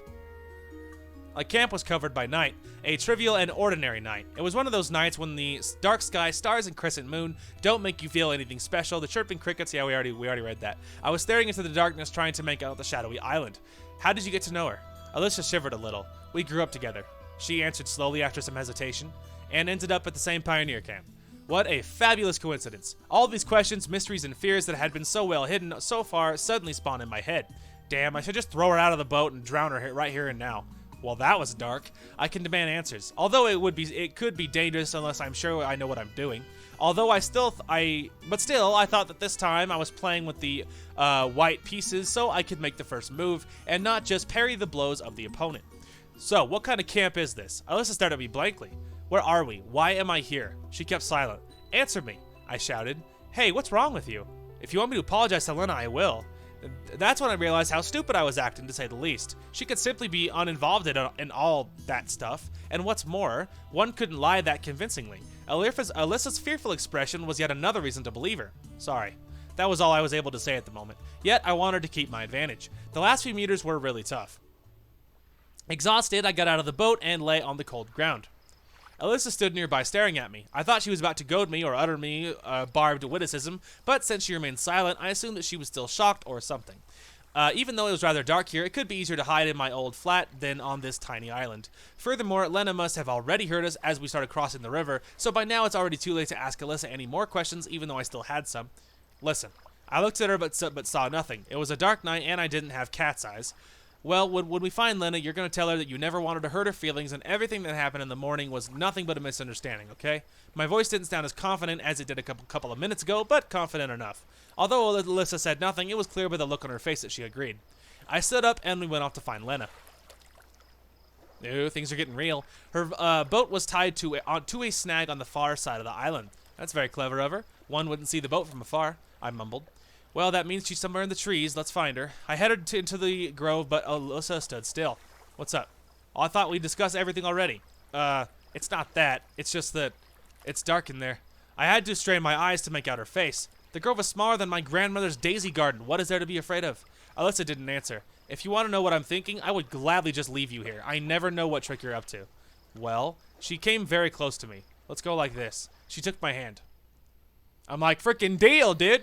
Hadn't expected this outcome. My cheeks turned red and hot, my breath was taken away, and I could barely see anything, or say anything. The whole situation didn't favor conversation, which was probably for the best, since I doubt I would be able to say anything smart. Slowly, we headed into the grove. A couple of minutes, I regained some control of myself. Come on, there's really nothing to be afraid of. We came here during the day, gathering some strawberries, no big deal. Just a normal birch grove. It's really nice here during the day, I added after a short pause. Alisa didn't look at me, she was staring somewhere into the distance. Well, it's up to you after all. A few minutes later, she pointed somewhere in front of us. There she is. I peered into the darkness, but could barely see anything. When we came closer, we saw Lena sitting beside a tree. She was crying. Why have you come here? She asked tearfully. And you? She looked at Alisa, but didn't finish the sentence. That moment, Alisa released my hand. Well, you see, I just wanted to apologize for being harsh and rude. Alisa interrupted me. Her voice had regained that usual arrogance of hers. Maybe it's because she didn't want to look weak in front of Lena. What a perfect apology. Not walking the walk, are you? How clever of you to insist that I'm doing a bad thing and that you do the same thing yourself. Lena switched to shouting uncontrollably. You got it all wrong. I get what I've seen. You see, girls, we're arguing again and I seem to be somehow involved in all that, but I don't understand a thing. Explain it to him, Lena said to Alisa with a grin. There's nothing to explain. Well, maybe you will let me have a try then? Whatever. She crossed her arms over her chest and turned away. Well then, Semyon. She blamed me for pursuing you. For a minute, there was complete silence. Lena didn't look like explaining any further, and as for me, I stood still trying to assemble the scattered pieces of the puzzle into a whole. What do you mean? Exactly what I said. It's not like that. That's not what I meant, interrupted Alisa. Of course. You've always been like this. Lena burst into tears again. Wait, how come? So, Lena likes me? Yeah, no kidding. Oh, he's so stupid. Sorry. And you, what about you? You're trying to convince me that it's all wrong while you're holding his hand. What, so Alisa likes me too? Oh, come on. Alisa actually liking someone? This can't be happening. You're so stupid. Don't you know how people think? Like, it's so obvious she likes you. That's the reason she keeps bothering you all the time. Like, if you weren't fun to either tease or fool around with or whatever, she wouldn't do it. Like, geez, he's so dense. Anyway, sorry. This can't be happening. It's just, it was dark in here, and that's so much like you. You're always so arrogant, always trying to control others, but when it comes to yourself, Alisa didn't answer. It really felt like I had to say something to defuse the situation. Hey, wait. Perhaps we just got it all wrong. This has nothing to do with you. Alisa's voice was oddly distant. Judging by the conversation, this has everything to do with me. Yes, it does. Ask her what she thinks of you and why she told me not to go after you. I didn't think Lena was actually going after me. I'm telling you once again, we heard enough of your story already. Lena shot up and ran away into the darkness. I stood nailed to the spot, not sure what to do next. If I followed Lena now, what would I say when I found her? After all, I don't even understand what this is all about. They just told you what this was about, dude. My cluelessness and silly attempts to console her would only upset her more. Now that's probably true. Guess we better let her be alone for some time. That didn't sound very confident. Whatever. Without another word, Alisa headed back to the boat. and silence. The whole way across the river to the pier was a hell of a trip. I had to stop every 10 or 20 meters to take a break. Alisa was staring at the river and didn't pay any attention to me. Well, this seems to be the first situation here in the camp that is completely beyond my comprehension. Even though ultimately it is just a trivial everyday situation. I wasn't this confused even during the all-night expedition to the old camp. After all, if you have a closer look, there isn't anything strange here at all. Lena is very shy and perhaps even an introverted person. Yet she's human and she can't completely avoid normal human developments. Considering that, her reaction fits the situation quite well. Even if I don't get the situation of the source of the quarrel, it's clear as day that the girls would not behave like that if they didn't have a good reason. And as things were standing, I was that reason. And that's the strangest part of the whole situation. Hey, I'm sorry I went that way. If only I hadn't overheard your conversation. It seems like I was feeling a pathological need to excuse myself. It's not your fault at all, she said absent-mindedly. It's just that you appeared in the right place at the right time and restarted the mechanism that had stood still for a long time.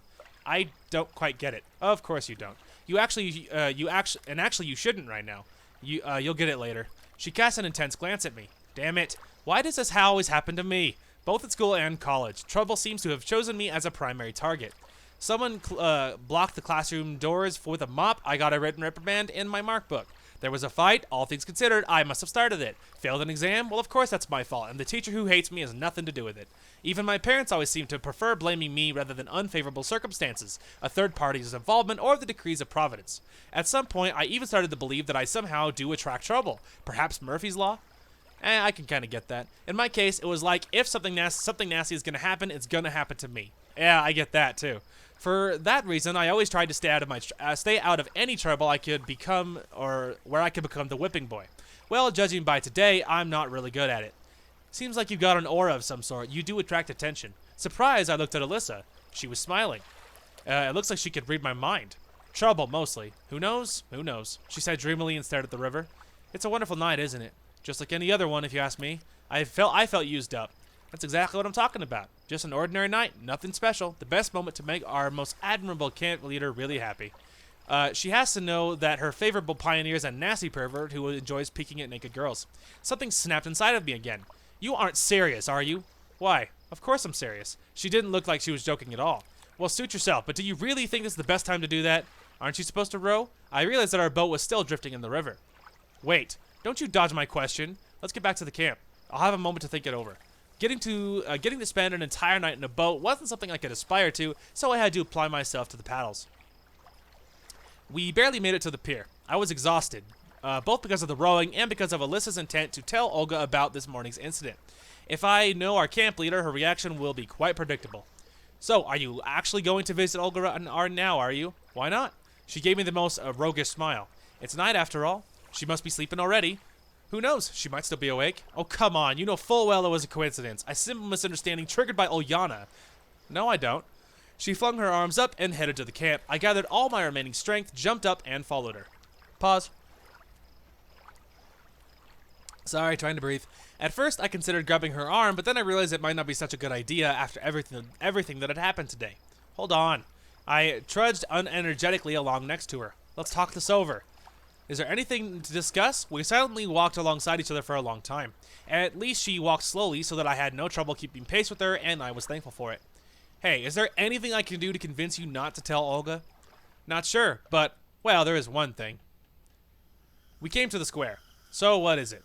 Well, stop chasing Lena, for instance. For God's sake, what makes her think I'm chasing Lena?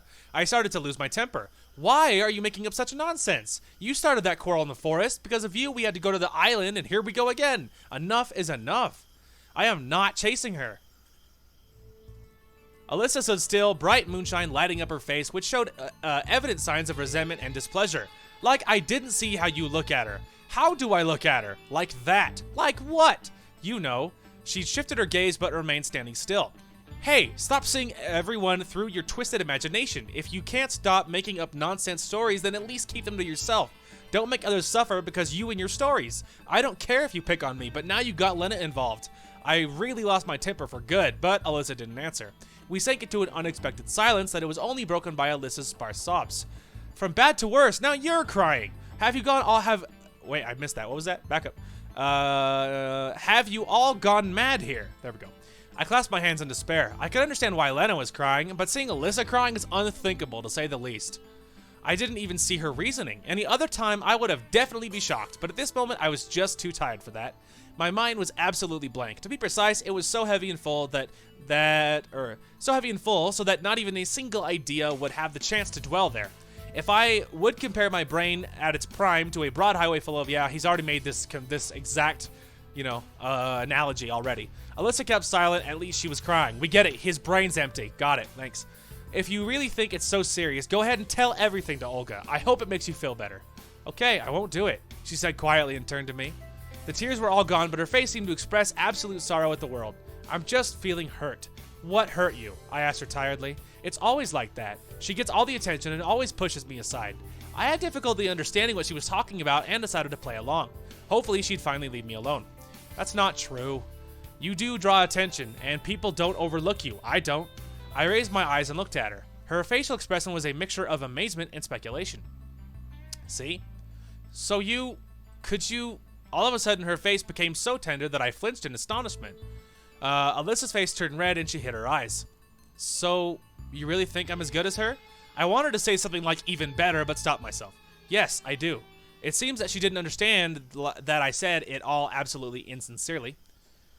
He's being a butthead. Alright, time to sleep. Alisa suddenly yelled cheerfully. Now she's acting more like herself again. See you tomorrow. She waved her hand and ran away. I sighed in relief. Well, it was over for today. All of my remaining energy was spent on a sprint to Olga's cabin. There was no light, so trying not to awake the camp leader, I undressed quietly and laid down. It's still interesting. What did Alisa mean? And Lena? It became totally unclear that what is going on with them and with me, as if we got sucked into some sort of vortex which started to swirl with furious power. But what's going to happen next? And where will I be thrown then? Who knows, pal? Who knows? Okay, so progress. Now, what is the next thing? Apparently that's it. Apparently that's the last like decision, right? So everything here should be, everything here should be either new or we don't have any more choices, basically. So I woke up early when Olga was still asleep. I stretched and sat up in the bed. I felt surprisingly okay, although I should have slept through the day after what happened the night before. Quietly, so as not to wake the camp leader, I took the bag with my washing up stuff and went outside. I forgot to look at the clock, but it seemed like 6 or 7 in the morning. The camp was asleep. The grass was shaking off the night dew, a light fog hung above the ground, and the sun was just beginning to break through the treetops, not warm at all yet, but the fluorescent lamp in the house across from mine. I took a deep breath of the tasty cold air, and thought that even a night owl like me can enjoy waking up this early sometimes. The streets of the camp were empty, of course. The water here was always been cold, but today it seemed like they got it from the Arctic depths. Even my hands were numb from it. Finishing my hygiene, I decided to walk around the camp a bit. Olga's asleep, breakfast not for a while yet, so there's nothing to do. I came to the square and looked at Genda. That guy doesn't care if it's day or night, he's alert. I smiled at my successful joke and headed to the boat shed. As I walked, I hummed some song, absolutely sure that I was the only one awake here. To my great surprise, I saw someone sitting at the pier, hanging her feet in the water. Alisa. I came closer and stopped, not sure what to say. Then she suddenly turned around and stared at me. Been standing there long? No. Why aren't you asleep? Why aren't you? She turned back and stared at the river again. Looks like I'm not the only one in a good mood today. At least she wasn't being sassy again. Can't sleep. I see. About yesterday. You get everything, right? What exactly? Oh, for God's sake. My answer didn't seem to go well. Alright, I did. I lied. Alright, good. She suddenly looked me straight in the eye and smiled. In that case, I have plans for you tonight. Huh? May I ask what they are? You don't need to know. Well, since I'm a part of them, you'll know when it's time. Can you give me a hint at least? Nope. She got up and walked towards me. A bit scared, I cleared the way. Don't do anything stupid, Alisa said, moving away from the boat shed. I wondered what she meant. And what are those plans? I had no wish to become a part of some terrorist act like against a monument or anything. Besides, I was still haunted by yesterday's talk with Lena on the island. She's probably still angry, and I never managed to explain everything to her. Although I don't even know what I would say if I had the chance. I felt guilty about everything that had happened, but I couldn't figure out what exactly I was guilty of. The camp was starting to wake up. Breakfast was at least an hour away, but I had no desire to go back to the camp leader's cabin, so I decided to wait by the canteen. At least I'd be the first one there for once. I sat on the steps and watched the sun rising. Sometimes it's great to just watch a new day come. I was overwhelmed with complete peace and tranquility, that there was no thoughts to tear up my brain as they usually do. I simply bathed in warm rays of a sun star. In any other place and circumstances, I could probably even say I was happy. Good morning, you're early today. I looked up and saw Lena standing in front of me. She was smiling. You too. All of last night's events flashed before my eyes. Listen. If this is about yesterday, please don't. She interrupted me sharply. I don't know what came over me. It was all... just forget it. She stared at me. Lena seemed much more confident than usual. If only it was all that simple. There's nothing complicated about this. She sat down next to me. So close that it felt a bit awkward, but I made no attempt to move away from her.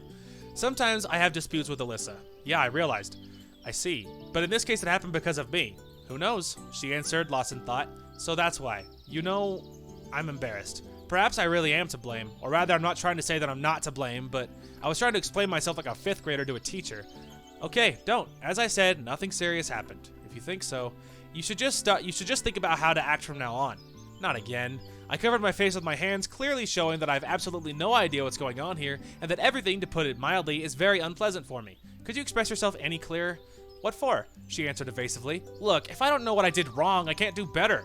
I can't decide on how to act, as you say. I think you'll understand. I would like to believe that as well, but...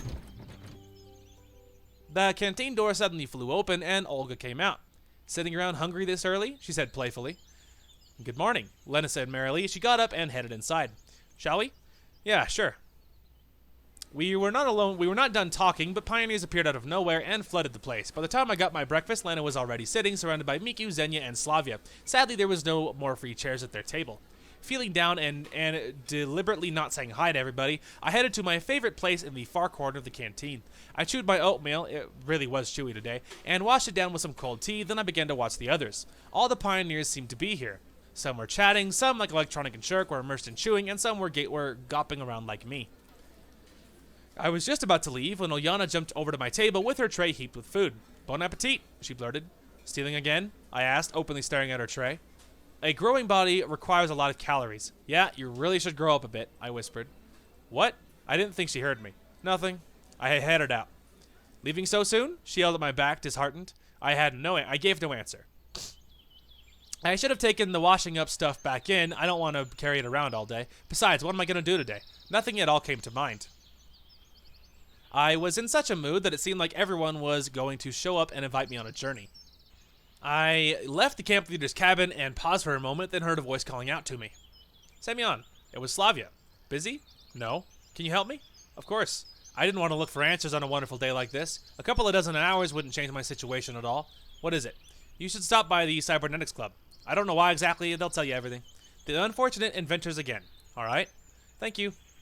She gave me a nice smile and ran off. So, a journey to the enemy's lair lies ahead of me, to the lair of the evil Dr. Electronic and the diabolical Professor Shirk. Dr. Jekyll and Mr. Hyde. I don't know why this guy is such a jerk. I pushed the door firmly and entered. Semyon, Electronic said a bit ominously, glancing up from some contraption he had been poking with a screwdriver. Slavia sent me. I know. And? What? His second door opened and Shirk came in. Semyon. He greeted me with the same tone Electronic had. Well, I guess I was last time I checked, I joked. So, what do you need from me? We have an important task for you. I'm listening. The nurse came by yesterday. He stopped as if he wasn't going to continue. So, I asked carefully. So, we have an important mission for you. I got that already. You are to deliver a package to her. Can't you do that yourselves? The infirmary's right over there, I said skeptically. We can't, Electronic said, surprised. What a weird couple indeed. I see. Not another heavy bag, I hope? No, nothing like that. Oh, thank the Lord, my ear popped. Oh, finally. Sorry, my left ear's been clogged for like an hour, and I just realized, and it's a horrid feeling. I hate it. My left ear just popped. Life is good. All right, sorry. I can hear like dual hearing. It's no longer mono. We're in stereo now. We're in stereo now, kids. Woohoo! All right, sorry. No, nothing like that. He smiled. All right, fine. I carefully agreed. Hold on. Shirk disappeared through the door and soon came back holding something wrapped in paper. Just be careful. Sorry, I almost dropped my water. All right. I took the package. If the pioneers weren't passing me the key to the pearly gates, it still looked like they were at least giving me the Olympic torch. Can I go? Man, I'm so happy my ear popped. Oh my god, I just realized how great it was to hear, like, duel. Of course, Electronic said threateningly. Just be careful, Shurk pleaded. Outside, I took a good look at the package. They never told me not to open it, although it would make sense to go further on. I quickly walked to the square and, making sure nobody was following, slipped into the forest. I stood there for a while, indecisive, looking at the package. I wonder, what's in it? Why is it so important for them? And why couldn't they just take it themselves? I had a lot of questions. I opened the package and saw a bottle of some sort of vodka. Well, so what? Pioneer's bringing a bottle of vodka to the nurse? Or rather, I'm doing it for him. Happens every day. I wrap the bottle back up and scratch my head. This isn't weird anymore, this is just stupid. So stupid I couldn't think of one intelligent theory. I stood there for a while longer and thought I shouldn't let a wonderful chance slip away. I quickly walked to the camp leader's cabin. Thank God, Olga was not there. I snuck inside and began to rifle through the contents of the table drawer. Soon the vodka was in a soda bottle, while in its place was some water for the plants. Happily, with my clever plan, I went out and skipped along the way to the infirmary. I don't know why you did that. That's freaking stupid. Seriously, what's so wrong about that? They almost got me into a trap. If the camp leader had seen me, if anyone else had, I could have managed myself. So it was absolutely nothing. I don't know why he did that, and I don't know why they're being so, like, shady about it. I gathered all my strength and knocked on the infirmary door. Well, hello, hot nurse. Hello, pioneer. Hello, I have a package for you. A bottle for your armpit. Package for your cabinet.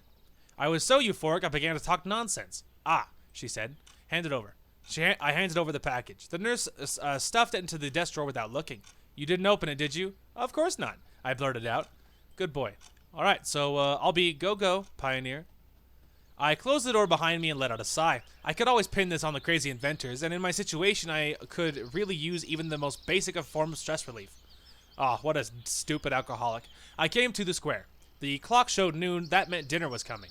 I sat on the bench with the solid intention of not moving from here until the come and get it bell sound comes. Pioneers were running by. They were smiling and shouting merrily. Yeah, the day was definitely a wonderful one. I glanced over at the square and saw Lena approaching. Relaxing?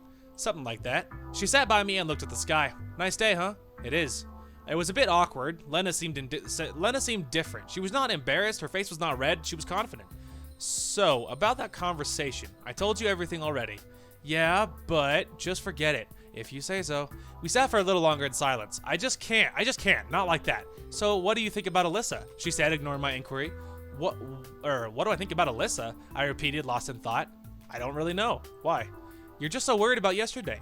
Well, of course, but what does that have to do with it? There's a direct connection there, she laughed. Let's assume, so what? Well, and again I started thinking. Really, what do I think of her? Well, she can be arrogant sometimes, that's right. What else can I say? Now that I think about it, I don't know Alisa at all. The way she acts does annoy me sometimes. If you were wondering if I have any negative feelings about her, then no. She gets carried away, but everyone has their quirks. Lena stared at me. Really? Did I say something wrong? No, not really. She laughed out loud one more time just before the lunch bell sound came. All right, see ya. I didn't stop her, although I had a lot of questions left. But how do I ask them? And should I?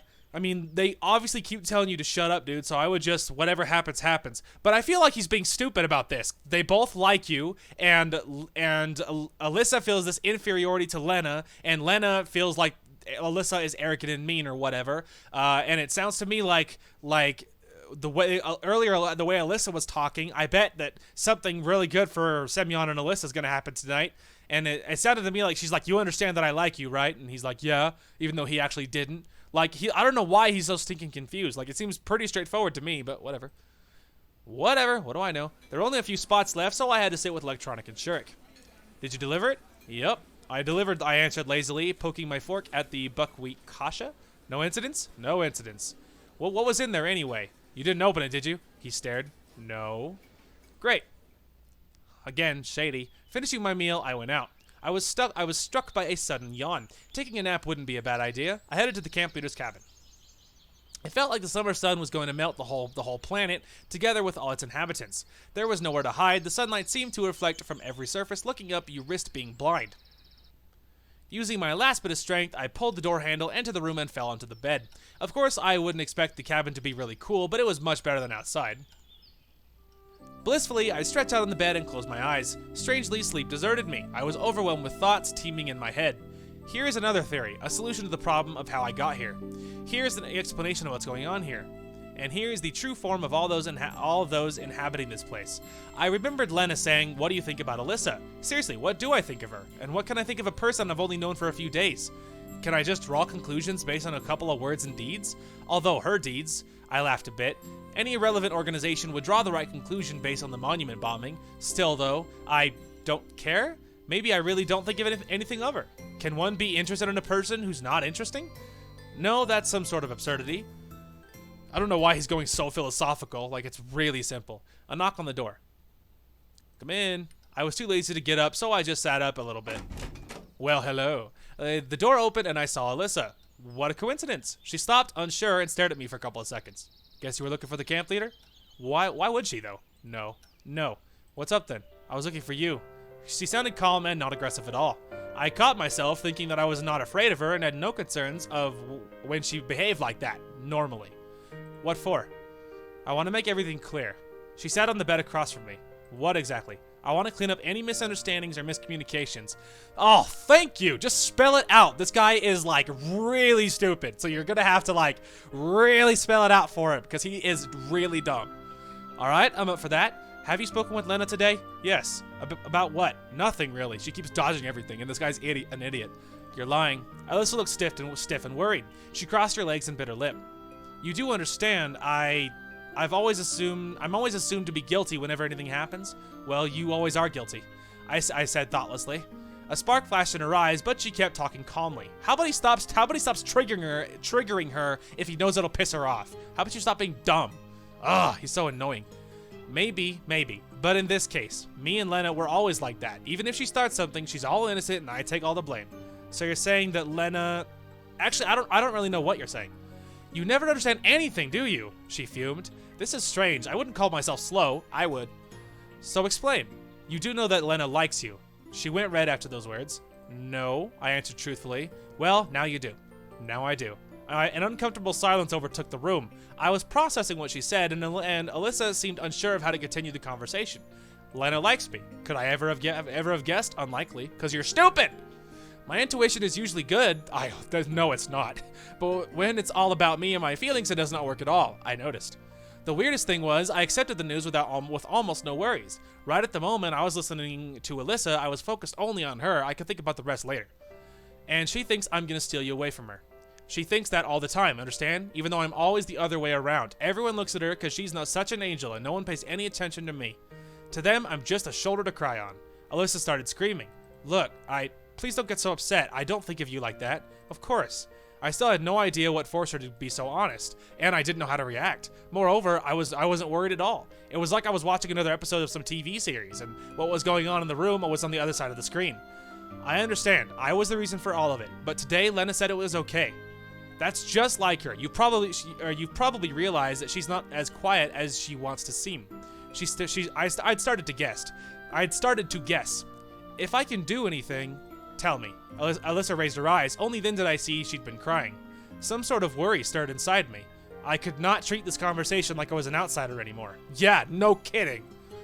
Do you like Lena or do you like me? I guess I should have expected a question like that, but I just wasn't ready. Just like that. Lena was nice, of course, but Alyssa has her good points as well. Besides, the way she was at the moment, she could seriously compete with Lena. I don't really know you two at all. A question like that, it's difficult to answer directly, because he's a freaking coward! Sorry, if I could say no, I would have at that very moment, but I only had one chance for the answer as well, and I didn't know what to choose. You do want the situation to resolve itself. Of course, but why but again? Why again? Why? Look, we're going nowhere with this. Well, answer then. Her face fell back to its usual bold arrogance. I need time to think. Well, go ahead and think. Alyssa stood up abruptly and headed out. Don't forget we have plans for tonight, she said on the threshold, smiling. The door closed behind her before I could say a thing. Plans? What kind of plans? The talk with Alyssa left a heavy impression on me. So Lena likes me. On its own, the news could shock and startle, and I, above that, was also forced to make a choice, a difficult one to put it mildly, and any choice I would make would be a mistake for someone. Look, pal, we're doing the Alisa good ending, okay? Like, Lena is actually next on the good ending list. So, we're obviously going for Alisa, because that's the ending we're going for. Jeez, he's stupid. Sorry. Right, would make a mistake for someone. If only I could refuse them both. Yes, if only I could turn down everybody. Idiot. Although I didn't like the word refuse itself, if I could just answer her question with a no, it would be easier. But I knew it wouldn't work like that. After I talked to Alisa, I realized nothing would ever be the same again. It can't be, no matter what happens. And I'll have to make a decision. Since I rejected the no scenario, I needed to pick a positive solution. If, of course, I could live with it. But I was sure that out of all the possible outcomes, there's one that just won't satisfy everyone, but would also be one that I would want to strive for. And the choice seems obvious. Lena. She's pretty, she's cute, she's kind. But then again, there was something about Alisa that attracted me. Dude, easiest decision ever. He's so stupid. Suddenly, the door flew open and Olga came in. Lounging around again, huh? Just resting. It's so hot out there. Go and help Slavia. She's asking around. Where? I asked lazily. On the sports field. Reluctantly, I got up and headed out. I should really air my brain out anyway. There was a lot of people at the sports grounds. Some were playing football, others were playing badminton. Younger kids were just chasing each other. Semyon, Slavia walked up to me. You require my assistance? I asked, all official-like. Yeah. Yeah, listen, did you take the infirmary key? No. Why me again anyway? Were you, well, you were there a lot recently. I guess she's right. No. Maybe you know who did? No. Why? The nurse came up to me to ask for my key. You know that I have a key to every building in the camp. She said hers was missing. Could she have lost it? I shrugged. No, she said she couldn't have. I don't know. I don't know, okay? Okay. She smiled and ran off. I headed to the camp leader's house, determined to get some sleep after all. Olga wasn't there, thank God, so I fell on the bed and lost consciousness. Good, you're so much more tolerable when you're sleeping. I don't exactly remember what I dreamt of, but it left a heavy impression, as afternoon naps often do. I think that's opinionated. I put some effort into getting off the bed and looked at the clock. It was just after 7. Not surprising if you think about it. I should have expected to sleep through the day. Although, as it turns out, I missed dinner as well. That thought made me uncomfortable, and I headed to the exit. I stopped on the threshold and thought of what to do next. I don't know how long I would have stood there. My head was still heavy after sleep, if someone hadn't called out to me. Slavia was quickly walking towards the cabin. Semyon, she started, breathless. Are you sure you don't have the infirmary key? Of course not. Why would I need it? Well, do you know who took it? No, I don't. Why? Well, something's gone missing. What? Something important. Slavia hesitated. Some medication. So after all this disturbance was because of some medicine? Although, I pondered. I mean, I have a bottle in my cabin. Did she mean that? I tried to keep my face still as stone without doing anything to give myself away. See? Told you would regret that. You're retarded. Okay? I don't know. I'm sorry. Okay. Slavia said in frustration. I looked at her and tried to figure out how bad the situation was for me and whether I was in trouble at all. On the one hand, the vodka, I did steal it. Then again, she's saying it's gone, as in disappeared, all by itself with no external influence. Although it's highly unlikely that she would say that a bottle of trophy vodka was stolen from the infirmary. So the way it was said was okay, the problem was different. I suddenly got really scared. What if they find out that it was me? Well, you shouldn't have done it, you moron! Even if it wasn't about the bottle, they'd still find while looking for what was gone. Basically, I had to get a move on. The main thing to do right now is get rid of all the evidence. I jumped into the cabin, shoved the bottle under my belt, and raced through the forest. Burying it somewhere was the best decision at the moment. I took my time looking for a spot, never noticing night falling on the camp. A familiar voice surprised me. Hey! I struggled to turn back, making my face look as casual as possible. So, what's going on here? Oh, just having a walk. My voice sounded calm, but I already understood I couldn't fool Alisa. Alone? At night? In the woods? Well, yeah, what's wrong? Nothing at all. She stared at me. Okay, then, hold on. Aren't you forgetting something? Don't think so. We have an agreement about tonight. I think she's right. There was something like that. Yeah, but you see, no I don't. Let's go. She turned around and gestured me to follow. I thought there was no point in arguing. Any word or action could give me away. And then, sighing, I followed. It was a couple of minutes before we reached her cabin. While we were walking, I was busy trying to find the best time and place to ditch the vodka, but Alisa stayed so close that I couldn't manage anything. Well? She stared at me. Well, what? I was so nervous that my hair was wet with sweat. The only thing on my mind was the moment of how to adjust the bottle so she wouldn't notice. What do you say? About what? Alisa pondered. Okay, I guess you're right. I brought you here, so I'm the one to decide. Okay. I agreed, unsure. Hold on a minute. She reached under the bed and in a few seconds pulled out the bottle of vodka. I was shocked. Surprised, huh? Of course, not by the vodka itself, but by the fact that it was the exact bottle I carried to the infirmary this morning. The murky contents gave it away. So? She looked at me teasingly. What? Want to take a shot? I didn't even know what to say to that. What she had was just rotten water. The real vodka was in the bottle, under my belt. Well, I kind of... Don't tell me you don't drink, Alisa pouted. I don't know. No, I just... Alright then, take it just a second. In just an instant, Alisa got 2 glasses and filled them to the brim.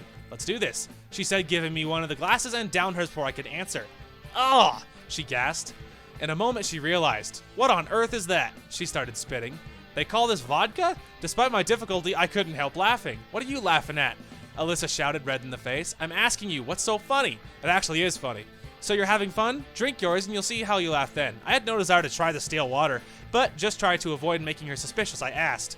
So, how does it taste? Like rotten water, Alisa said, upset. I was just gonna relax a bit, have a cultured timeout, and then a cultured timeout, I repeated as a new bout of laughter bent me in half. Hey, stop it, Alisa shouted and jumped at me. She was trying to hit me or bite me or something. Maybe her plan was to crush me to death with her authority. I just grabbed her hands and all she could do was gasp in powerless anger. All was going fine, but then Alisa's leg slid and she began to fall. Naturally, here it comes. So I'm probably gonna have to edit before long. I might have to cut myself off soon, so we'll see. I let go of her hands, so she fell right on top of me, painfully headbutting me in the nose. Ow. I moaned in pain, threw her off, and turned to the side. What do we have here? Then I realized she had taken the bottle. All the pain disappeared. Give it back. I tried to get the bottle back, but Alisa nimbly jumped off the bed and ran to the far corner of the room. Let's see, huh? She immediately removed the cap and took a big gulp. In a moment, her face went red and her eyes seemed to pop out of their sockets. What is this? She rasped while coming back to her senses. That's the actual vodka. I seem to have come to terms with my defeat. But where did you get it? You really thought you had stolen the right one in the infirmary? She nodded. Well, it was the right bottle, sure, but the contents... Man, you're clever. She was already starting to slur her words. Alisa came to the window, pouring the water out of my glass and replaced it with vodka. Come on. I don't want it. Really, this is not the right time or place. Drink it, or else I'll tell everyone you stole the bottle. But it was you. Well, you have the vodka. You can't prove that. You think I even have to? Alisa said maliciously. Unsure what to do, I started the glass. What's important is to get rid of the vodka. This was just one of the ways to do it. I breathed out abruptly and swallowed the contents of the glass in one quick motion. A short moment after, I regretted it. Got any food to chase this? Wait a second, Alisa said excitedly and pulled a large stick of ham out of her drawer. I tore it from her hands and bit off a big piece. Whew, so how was it? You're asking, it's not like I have a full-strength booze every day, you know. I didn't really understand how I agreed to do this so easily. Well, how is it? Like double bubble with vodka flavor. Alright, time for another round then. She opened the bottle again and poured us half a glass each. Don't you think that's enough? No way. Well, since we've already started, the alcohol was starting to work. Oops, sorry. The alcohol was starting its work. Without a second thought, I gulped down the vodka. Alisa was definitely less experienced. She was having some trouble with her second glass. Ugh, how does it? She seemed really drunk already. If you can't take the heat, stay out of the kitchen, I said merrily, pouring myself some more. Somewhere deep inside, I realized it was too much, but the gun was already loaded. How about me? Alisa was outraged. Haven't you had enough? No way. She grabbed the bottle from my hand and started to drink straight from it. Hey, we have glasses, you know. Screw them. Or screw them. She laughed and roared in laughter. This is so cool, she said, catching her breath. Sure, it's not bad. I looked at the bottle. We'd gone through 2/3. It was definitely drunk. I was definitely drunk by that point, and Alisa seemed even worse. Then again, there was barely anything left. I sighed and poured a full glass for myself and half for Alisa. That's all. And with these words, she chucked the bottle from the window. What if they find it? Oh, who cares? We both laughed. Okay then, for all ladies present, I grunted and drank. And for all the gentlemen, she followed my lead. I'm getting dizzy. She undid a few buttons on her shirt. All right, here it comes. Ready for the edit? I carefully looked at her. Had she always been this beautiful? Yes, she had, but you're drunk now, so I guess it feels different, I guess. Or is everyone beautiful to me at this point? Whichever it was, I could not force myself to look away. Like I said, any second, the edit's on its way. I could feel it. You're gonna stare a hole through me if you keep going on like that, she laughed. Sorry. Embarrassed, I stared at my feet. You can look if you're so interested. With some effort, I opened an eye and saw her continuing to unbutton her shirt. All right, again, any minute, the edit, it's on its way. Could you feel it? No words could escape my mouth. Besides, who needs words at a moment like this? Okay, so yeah, yep, that's an edit. Yep, so yeah, there's the edit. But did you notice my sweet pauses between sentences? Because I was like, this time I can avoid cutting myself off like last time. So that I guess that's good. And the edits might not be over; it might come back. But yep, we made sweet, sweet love, and it was great. So obviously that is what we wanted with Alisa. Anyway, the light bulb burned out, or one of us turned off the light. But either way, the room went dark. Pause for edit just in case. I looked around her cabin and thought of something. Another pause. Where's Oyana? What, you're afraid someone will come in and see us? She grinned warmly. Could happen. I asked her to spend the night at another girl's cabin. Wait, so you planned all this? Well, not something like this, of course. She laughed at me intently, smiled, and closed her eyes. Yeah. I stared at the ceiling for a while longer and soon heard quiet, deep breathing. Alisa was asleep. My head ached suddenly. The alcohol seemed to be wearing off. Best thing to do in this case was to follow her lead and get some sleep as well. Before I finished the thought, I was already fast asleep. Oh, my ear clogged again. I want to die. Why? All right, sorry. Day 7, here we go. It looks like every freaking episode is going to be 2.5 hours, looks like. Gee whiz. I mean, we're only at 2 hours right now, but after the edit, we'll be a little shorter, but it's rough, man. It's just rough because I don't like replacing my main game with a side game, even if it is temporary. Anyway. Some people were chasing me, or maybe they weren't people, but fuzzy black blots with a hellish landscape in the background. I ran, stumbling over something, having no air to breathe. My whole body essence was overtaken by primal fear and terror. And then a memory lapse. I opened my swollen eyelids only for my eyes to be struck by bright daylight. That's a definite typo. Sorry, gotta breathe. My throat's all tired. So much reading. A terrible taste in my mouth, pains all over my body, and a severe headache. It seems someone was drinking hard yesterday. After coming to my senses, I started to recall the events of last night. I believe there was a bottle of vodka, which I happily emptied together with Alisa. I tried to stand up, but something was pinning my left arm. It was a peacefully snoring Alisa. Naked. Everything that happened returned to my mind. Fear was quickly replaced by a feeling of euphoria. I relaxed lazily on the bed, enjoying a beautiful, hungover morning. Okay, we're back again. So, yeah, there was more edits required. She jumped up. No, none of us are dressed, so you can imagine. So basically, they did talk a little bit. Alisa woke up, and at first she was upset because obviously they were drunk and naked and whatnot. But so obviously at first she was upset, but then she actually quickly relaxed. Semyon actually was civil, and he tried to give her a hug, but she's like, no, don't. And it's still a little bit awkward, but not totally. So Alisa was stressed because it's 4 o'clock. So she's like, it's like day 7. She's like, everyone's gonna leave, and he's like, what do you mean? So she explained that the bus is coming and that they're leaving today and that they're worried about being left behind. So that's what this exchange is about. So now they're both rapidly dressing. I jumped out of the bed and started dressing quickly. Hopefully I don't need to edit again, but we'll see. It was difficult as my coordination was badly disturbed by yesterday's lavish indulgence. What are you waiting for? Alisa didn't reply but started dressing too. Ha! My ear popped again. Huzzah! Man, I don't know why that's happening to me. That's awful. A couple of minutes later, we were standing at a deserted square. Let's go to the camp leader's cabin. After opening Olga's cabin with my key, I found nobody inside. We checked the entire camp and found that we were alone here. After returning to the square, I sat down and covered my face with hands like a doomed man. I still felt sick, but now it turned out that I have a serious problem. Where would they have gone? Well, to the district center, I guess. Do you know where that is? Approximately. Is it possible to reach it on foot? Don't know. How long would it take it on a bus? A couple of hours? Quickly, I reckoned how much that is in kilometers. Taking into occasion the quality of the Soviet motorcar industry and the Soviet roads, one could presume it is quite possible to reach it on foot, provided that Alisa knows the exact direction. Moreover, in my situation, it's not easy to decide on such steps. But we can't stay here either. Alone, without food, or in a deserted pioneer camp. In real life, it would be a definitely bad idea, and I had no other choice but to treat everything happening as reality. Let's go. Where? To the district center. Are you mad? You prefer to stay here? Sure. They'll notice that we're missing and we'll return. Don't you think it's odd that they didn't notice it during departure? Well, yeah, but she started to think. But to go somewhere all on her own. But you said you know the direction. I do. She agreed without confidence. So what's there to think about? Maybe we'll encounter some local buses on the way. I don't really believe that myself, but if there is an exit from this camp, this idea seems quite solid. I don't know. As you say, she prattled on confusedly. Then start packing your stuff. We'll meet here in half an hour. I ran towards Olga's cabin. Yes, not much to pack. I tossed my warm clothes into a bag and was about to go when an interesting thought crossed my mind. What would I actually need them for? It doesn't seem to be late summer, so what's the point in dragging down unnecessary weight along? Especially since I didn't know how far I have to walk. After reckoning that one could survive such weather without a coat and warm boots, I shoved my cell phone with its dying battery into my pocket and went to the square. I had to wait at least 20 minutes for Alisa. My hangover seemed to ease a little so I could better focus on the previous night. What does she really mean to me? Was it really just drunken sex or something more?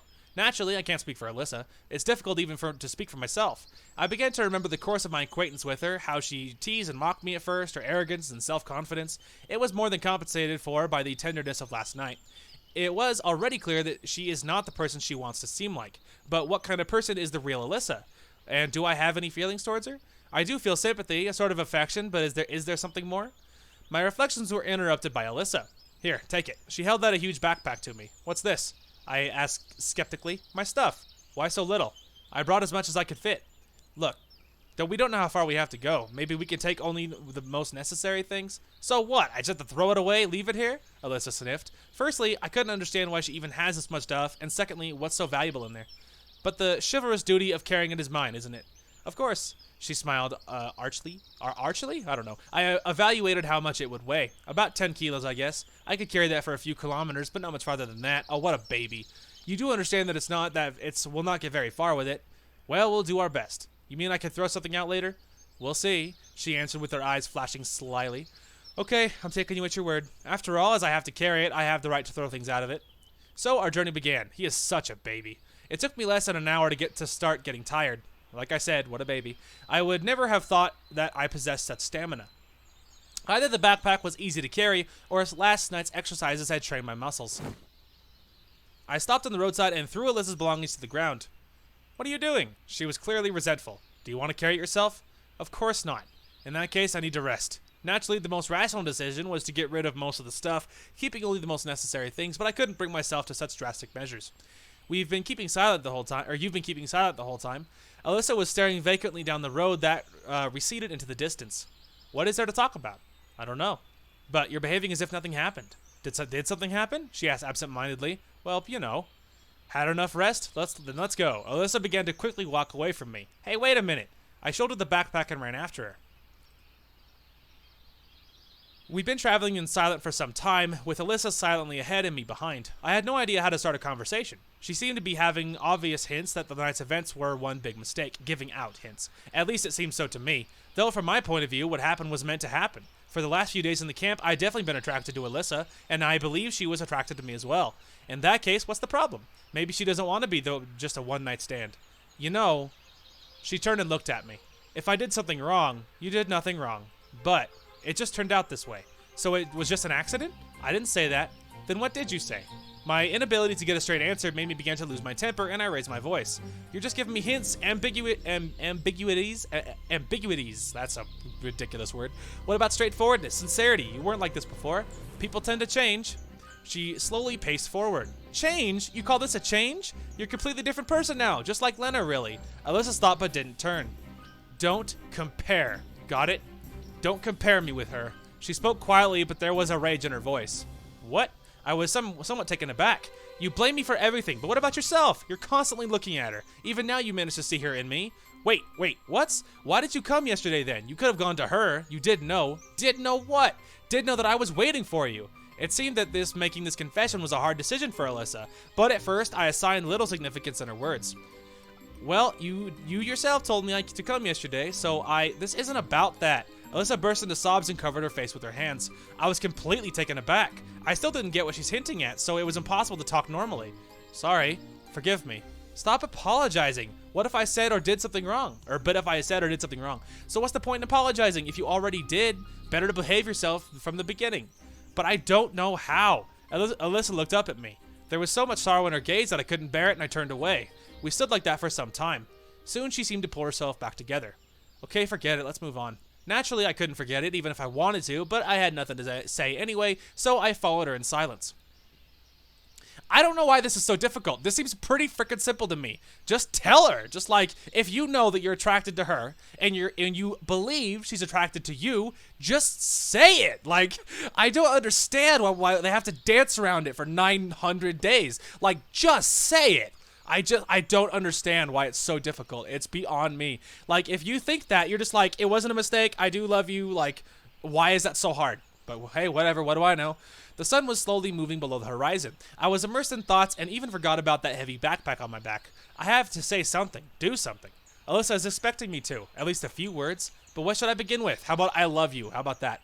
I had gotten used to everything in my life being quite simple. Any task seemed to be already finished after only a few steps. Instead of considering the long way to my goal, I immediately started to think about the results and enjoying my unachieved victory. Moreover, I doubt I'd have to face a situation like this in the real world. Obviously, for a long time, I dreamed about a person who would care about me, but right now, such a person is in front of me, and yet I feel nothing.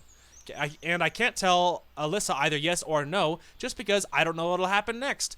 That is such a cowardly reason. Like, yes, but you're just gonna sit here wondering for the rest of your whole freaking life. Like, isn't it so much better to just get it out of the way? Just say, I love you, or say, it was a mistake, or whatever. But, you know, but in this case, say, I love you. Like, you know, you're just gonna sit here and ambiguous, you know, just like, in silence, just wondering the rest of your life if you don't actually say something. It's so simple. He's so retarded. It actually kills me. Meanwhile, it got dark. Guess we should make camp for the night. There's not much left to go. Are you sure? Even if that's so, it's better to travel during the day. You know best, she answered coldly. We stopped at the edge of the wood. Got anything useful in here? I put in the backpack. Have a look. Mainly footwear and clothes were there, but on the bottom I found a magazine and a bunch of matches, quite enough to light a fire. Soon we were sitting on a fallen tree and warming our hands by the fire. Only now did I finally realize that I had finally gotten out of the damn camp. I found no answers. On the contrary, everything had become even more tangled as, I guess, I am to spend the rest of my life in this reality. If I don't take into consideration all the sci-fi stuff, it's clear that I'm somewhere in the south at the end of the 80s. And how, and more importantly, why I was brought here is not so important now, as I have to somehow adapt. See, now you're kind of catching on, and I ought to begin with the girl sitting by my side. No kidding. So, what will we do when we reach the district center? Call our parents? What else? Alisa smiled slightly. She had someone to call, and then it's all over. Meaning, well, we'll leave for our homes. I wasn't really surprised by this answer. I just hadn't thought about what would happen after the term ended. And that's it? What else is there? I don't know. After all that had happened, but nothing happened at all, she told me merrily. What do you mean nothing happened? You'll have a chance to find Lena. I was surprised, but Alisa said it absolutely kindly. As if I need Lena. I wouldn't be so sure, and I am sure. Let me decide for myself. Yes? When did you start to do such silly things? I suddenly remembered my current age. 17 years ago. Well, admirable. But to be honest, I didn't notice anything like that. What exactly should you have noticed? That you're able to say something without a single doubt? She was absolutely right at that point. And what exactly do you want to hear? You know what? This game of hints could last forever. And if you want to know how I feel towards you, then I'll speak frankly. I don't know myself. That's exactly what I'm talking about. Alisa turned away. What can I do? That's the truth. And what can I do? I don't ask anything of you. Yeah? Are you sure? Sure? I answered after a while. And what were you doing all 7 days in the camp? What was I doing? You were asking, weren't you?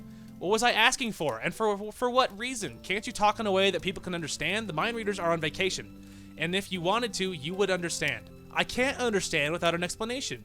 It's okay. It's just idle talk.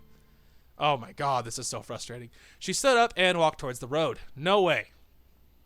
I lost my temper completely, so I jumped up, ran up to her at a couple of strides, grabbed her hand, and pulled her towards me. I guess this is progress, but I had miscalculated the amount of strength I should use, and we fell on the ground with Alisa lying beneath me. What, yesterday wasn't enough? You want more? Her face was glowing and her eyes were flashing. I felt really mixed up. I released the girl's hand, but didn't stand up at once. I just want to understand. Where did I go wrong? Why are you always asking that you went wrong somewhere? Because you think so. Who told you that? I didn't. But I can see it. You see everything, don't you? You saw and draw conclusions that you shouldn't interfere, that you should lie low, say nothing. I draw conclusions based on logic. Are you sure that logic of yours is correct? I don't know what to say about that. For some time we just laid there. I was completely confused, and it seems that Alisa didn't want to continue our conversation. Finally, she pushed me away and stood up. Why are you here now, with me? Because everyone left the camp and we stayed. I'm not talking about that. Well, because I like you. Finally, I dare to say it directly. It's about freaking time! Like, if you said it directly like 2 hours ago, you could have avoided all this garbage. For the love of God. Are you sure? And what about Lena? She's always next to you. Maybe it's she who, maybe if she's too much work. And what about me? I'm very simple. Just snap your fingers and I'm in your bed. I wouldn't say it's that simple with her.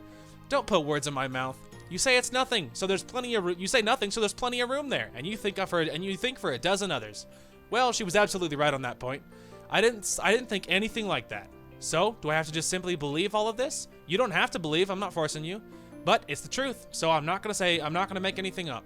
Words should be proven with actions. What action is she expecting from me? Well, we could do it again, I said with a stupid smile. I had no idea how I even dared to think of joking in such a situation, especially a joke like that. Sure, come on. Alisa said in a calm voice, walked to the fire, and started to undress. I am willing to bet an edit is coming any minute. Ready for the edit. Here we go. I jumped up, ran to her, and grabbed her arm. Wait for it. I'm waiting for the edit. What are you doing? Wait, I didn't mean that. Well, what's the big deal? Don't you need me just for that? Of course not. You got me all wrong. How should I get you then? She pulled her arm free and started crying. Okay, I think we're good with the edit for a minute. I laid down beside her, hugged her, and started patting her head. Everything is all right. Calm down. Leave me alone, she said through her tears, but didn't try to free herself.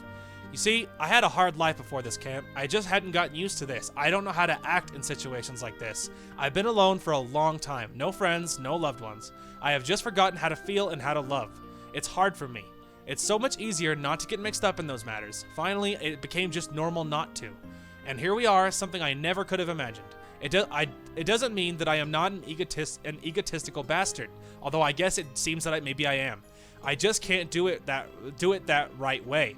Alisa didn't reply and continued crying. But I know one thing for sure. There is nothing between me and Lena. She's a friend, nothing more. I never looked at her that way. And I need you, not only for what you think I want.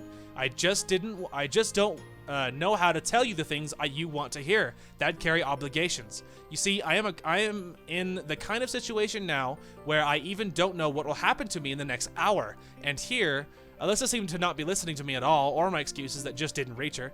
Well, I should be proud of myself. I made a girl cry, and which girl? Alisa, who at first glance seemed to be a complete stranger to any romantic feelings. You know, I can't make this decision for both of us. I can only say for myself that I am ready to be with you, to support you, to protect you. And you, why do you need me? I have nothing in my soul. I don't know what I want from this life. Besides, I'm here now, but tomorrow I might be gone. Alisa stopped crying for a moment. Don't you understand that I already made that decision a long time ago? Then she looked up at me with teary eyes. I might have seen happiness in them for a moment. Alisa embraced me and tenderly kissed me. It was the best kiss of my entire life. No, it wasn't as passionate as the one last night, but there was so much tenderness, trust, and love that I just dissolved in her lips, in her arms. Waiting for the edit. Here it comes. I forgot about everything, about the camp, about my past, and the doubts which were tormenting me a moment before. She was all I needed. Now, and forever. Hey! Alright, finally! We finally did it! Gee whiz, I can't believe how hard that was. Like, darn, why didn't you just spell it out from the start? Oh my god. Anyway, the kiss might have lasted forever, but suddenly a horn sounded nearby as if from inside my brain. I turned to the road and saw a bus. An old Lias? It looked like a regular one. We just lay and looked at it for some time. Soon, the driver left the bus and shouted at us. Hey, lovebirds, this is the last bus to town. Are you coming? Shall we go? Alisa said merrily. We jumped up, I grabbed the backpack, took Alisa by the hand, and ran to the bus. Hey, this is adorable, finally! In a couple of seconds, we made ourselves comfortable on the back seat. The driver was shouting something from his place, but I didn't listen to him. Here it is, a rescue ship, headed for a new life. I looked at Alisa. I was so eager to say something, to continue the conversation by the fire. She was sleeping peacefully, resting her head on my shoulder. I didn't wake her up. There was no need. We had so much time ahead of us. There was no one in the bus except us. The bus was going fast, leaving behind not only my previous life, but also the week I had spent in the pioneer camp called, that. I went through even more during these 7 days than I had throughout all the years of my real life. And how much was still lying ahead in the future. The common country scenery in the window didn't interest me much. I was just watching Alisa peacefully sleeping. My heart was filled with warmth and calmness, and my head finally stopped bursting with thoughts. Finally! God, but happiness is a fragile matter. Many things can destroy it. Time, for example. The longer your happiness lasts, the more common it becomes. Emotions dull. New problems and worries appear. I felt good, but the accumulated exhaustion didn't let me enjoy the moment. I fell asleep. So he's going to be doom and gloom for a while. I imagine we'll be back in the real world. He'll have to go through the whole I want to die thing, and then we'll find Alisa again, I imagine is what will happen. Much like with Slavia. So, you know. It seems I'm getting old. The last day was over and the hangover should have been long gone, but I still felt sick and dizzy. Despite how hard I tried, I was unable to open my eyes. I just rolled over. I wonder what awaits me in the district center. How am I to live? Maybe it's not all that bad. Well, sure, I didn't know where to begin, but on the other hand, this world doesn't seem hostile. I know a lot of things here. Everyone speaks Russian, so maybe nothing bad is going to happen. Suddenly, I felt very sick. Damn it, I thought I was all gone by yesterday evening. Hey, back at home. I managed to reach the toilet moving instinctively. After some time with my dirty business was done, I returned to the room, and then I realized I am in my apartment again. I'm back in my old flat.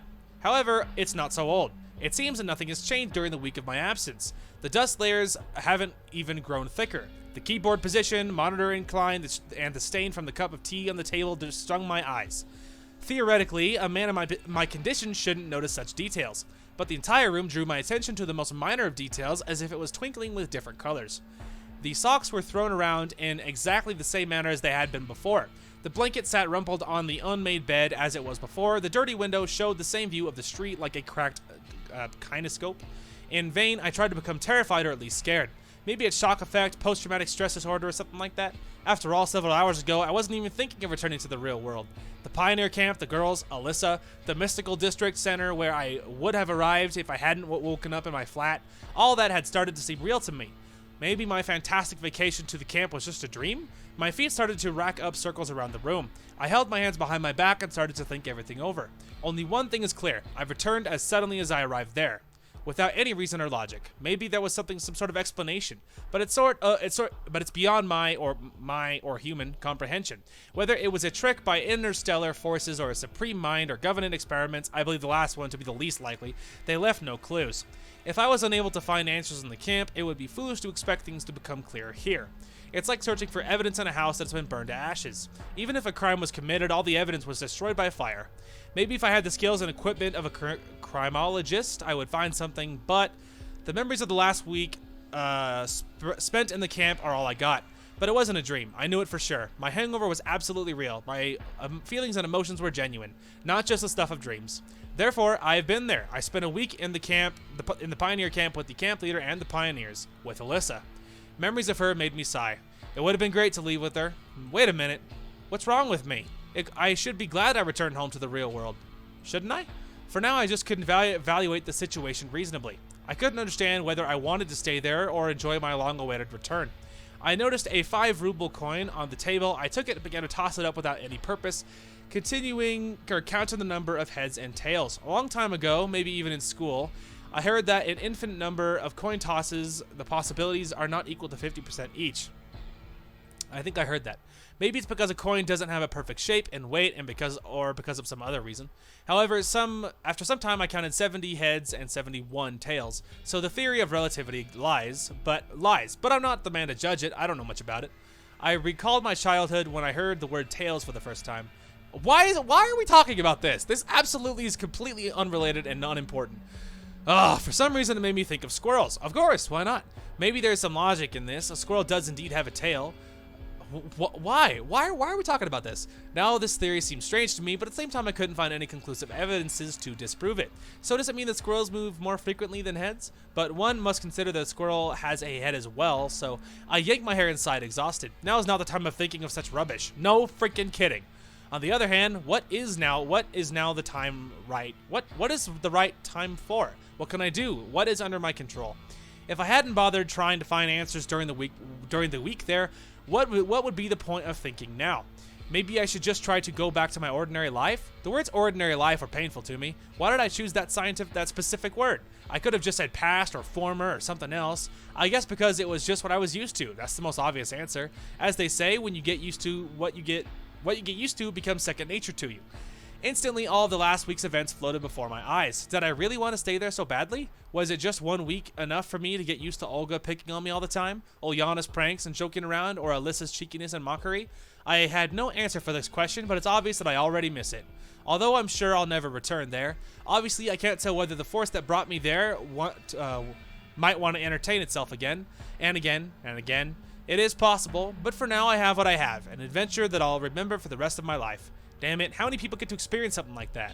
Even books, even dreams about such things are unthinkable. The main thing is that it wasn't Dr. Moreau's evil island, but a normal Soviet pioneer camp with normal pioneers. And its commonness was overlaid by the astonishing origin of my arrival there. Anyway, it wasn't the worst experience in my life. Perhaps it was one of the best. Obviously, it's sad that everything just ended halfway through, but every story has an end. It's good that it ended that way. Who knows what else could have happened? Oh dear Lord. Having to listen to this guy is killing me. Time passed. The events that took place in the camp now seem more like a fascinating novel I once read. No, I haven't forgotten them. I could recall them in the finest detail. I remember how as a child I used to lie under a blanket with a flashlight and read a fascinating book about space flight until dawn. Sometimes I was unable to get up to go to school. My parents always used to scold me for that. But with every night approaching, I would carefully turn every page, trying to absorb every minor detail of the story. I had similar feelings about that pioneer camp. Reality, if I could consider it such, now seemed more like a book. I didn't think it was bad at all. In the end, the main thing is to remember that it's not important whether these memories take the form of a slideshow, photos, video, or audio. Now, each bus made me feel both fear and hope. At first, I circled around the 410 route without purpose. Several times I fell asleep in the same seat.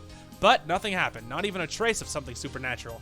At times, as time went by, I stopped these idle trips.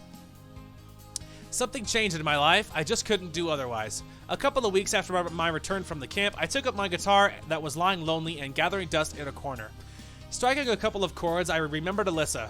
For me, her image was inseparable from this instrument. At first, it didn't work out very well. Maybe I just had no talent for music. I started reading teach-yourself books and watching video lessons. On the other hand, all the effort wasn't a burden anymore. I just played the chords and polished my skill. And as with any kind of activity, including music, practice makes perfect.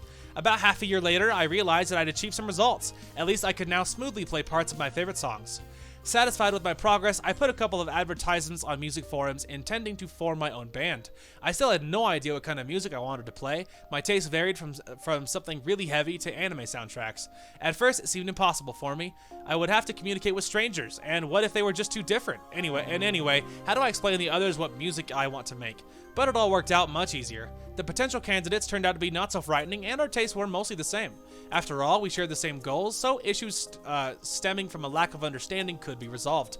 And so we had a band. Suddenly, I discovered my talent as a composer. Having spent entire days and nights on the note editor and sequencers, I started composing okay-ish things. At least in the opinions of the other band members and pals I showed my songs to. Quite soon, we gave our first concert, a D-list club, not significantly more spacious than my bedroom, 3.5 viewers who weren't exactly sober. I was hellishly anxious, and the sound equipment was constantly malfunctioning, but all that didn't bother me because I was happy, since this was just the first step to success. However, it was a long time before we were invited again. With great difficulty, we managed to record 3 tracks and publish them on the internet. The reviews were far from ecstatic, but it didn't bother me much. It was just a beginning. Maybe some considered our music just a leisure activity or a brief fixation, but for me it was serious. After all, it was me who founded the band, and all the music was mine as well. I felt a personal responsibility for the fate of my creation. Every spare moment I spent on improving my performance technique, and after a year I could already confidently say that I wasn't the worst guitarist in the world. Then some sort of popularity came. We were giving concerts almost every week and were finally getting paid. It wasn't important that it was just 500 rubles per man. The fact that our work was in demand and someone was ready to pay for it, even though we were usually a warm-up for other bands, was what mattered. Wow, didn't see that coming, did we? I was sitting before my monitor, torturing a guitar. The date of my upcoming concert was thickly circled on the computer desktop calendar. The very thought of that gave me goosebumps. It will be the first time we will be headliners, and will be an album presentation as well. I wonder how many discs would be sold. Of course, the CD era is already over, but there were some who appreciate it, and maybe some will buy it just to support the band. I looked at the date once more. Yes, it is exactly a year since I returned from the camp. My smile reflected in the darkness monitor screen. I wonder whether Alisa would like my music if she existed in this world. I don't think so. She preferred Soviet rock classics, but who knows. I played a couple of complicated guitar parts and concluded with a feeling of satisfaction that the sound of my guitar surpasses by far that the Soviet Ural guitars, and my skill has overcome that of the guitarists of the same era. I wonder whether I would have achieved all of this without those fantastic events. Unlikely. Nothing strange about that. Lots of people rethink their life after stepping close to the edge. Sure, nothing dangerous happened back then, but a psychological shock is a good substitute for grave danger. I rehearsed my part once more, but put the guitar into the case, packed my stuff, and headed to the exit. It was cold outside, just like that day. Slowly, I approached the bus stop at the 410. Such a coincidence, I'm gonna go to the club on this very same bus. With a sinking heart, I counted down the seconds. Soon the bus arrived. It idly opened its doors and swallowed up a few passengers. It was a winter night just like back then. Cars flashed by outside with their headlights igniting the city as it got ready to sleep. The closer we got to the downtown area, the more people were there in the streets. Some of them were chatting merrily, some were perusing magnificent boutique windows, and some were hurrying somewhere, paying no attention to anything. This day, I had no wish to return to that camp. Any other time maybe, but not today. I must play the concert, and the rest can go to hell. I had a clear aim, and nothing else mattered. And then I died. No, the club was considerably bigger than the one we played our first concert in, but at the moment it was empty. The sound check was going on. I couldn't hear the drums through the monitor loudspeakers, which I desperately tried to tell the sound guy about. Sound tuned, gadgets installed, set list all prepared, ready to rock. But it is a special day. We're not doing a warm-up. The other guys are doing the warm-up before our concert. Thus, our entrance is last. As I listened to the first band, I noted that they have a lot of improving to do. On the other hand, we were no better not so long ago. At the time we got closer to the start of our performance, my tension grew enormous. Come on, I was literally shaking with anxiety. I decided not to listen to the other band, but to wait calmly in the dressing room. Judging by our expressions, my mates were in the same mood. We were silent. Actually, we had nothing to talk about. Our parts were learned and perfected a long time ago. Only nervousness could hinder us, but we already have some experience, so everything will be fine. At least I comforted myself with that thought. Hey, that's cool. And now, finally, the time came. I don't remember how we entered the stage and greeted the audience. My consciousness turned on when the first chords of our first song came from the speakers. While sitting in the makeup room, I desperately tried to warm my icy cold fingers. Dude, frickin' same. But now they ran from string to string without the slightest mistake, as if they were charmed. A thought flashed across my mind. Why didn't I still make a single mistake? When I played all these parts at home or during rehearsals, I never thought about it. Everything seemed a matter of course. But now, when I stood in front of an audience, it felt different. Somewhere deep in my mind, there was a thought that soon my finger would slip, and thank goodness, the thinking didn't interfere with my playing. Our performance was nearing the end, and now it was the time for the difficult solo I'd been learning for so long. By that point, my nervousness had vanished, and I played through it perfectly, even better than during the rehearsals. Finally, our performance was over, and the concert hall burst with applause. I smiled awkwardly, at least I thought so, and bowed several times with the rest of the band. Whoops, sorry. They shouted encore to us. Even without them shouting, I would have been glad to play something else, but we'd run out of songs as we were all just a newly formed band. Euphoria prevailed in the dressing room as we congratulated and hugged each other. The sounds of opening champagne bottles echoed in the halls. All our discs had been sold, which made me even happier. Finally, I managed to become something too. It's impossible to predict the future of our band or of the whole affair with music. But one thing was clear. I have finally found something I am interested in and can dedicate my entire life to. As well as that, I can see that it may be able to make people other than me happy too. I was probably now the happiest man on earth. At least it was surely the best moment of my life.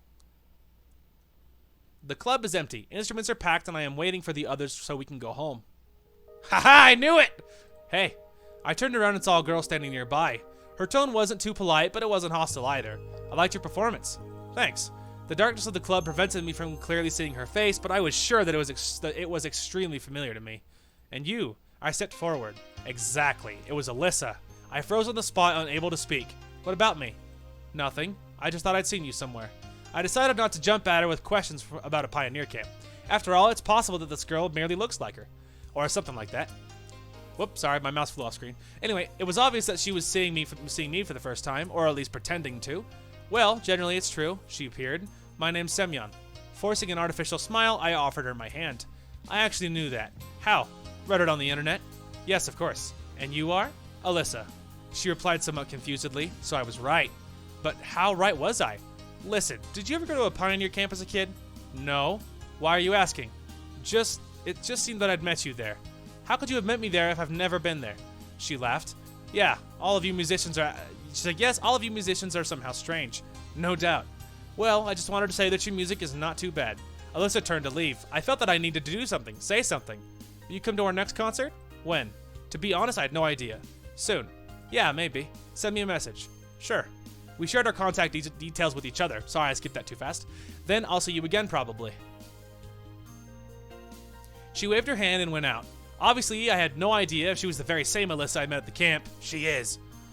Any number of theories were nullified by my absolute absence of facts. But at that moment, it was the last thing that concerned me, as I was filled with emotions, both from the concert and meeting Alisa.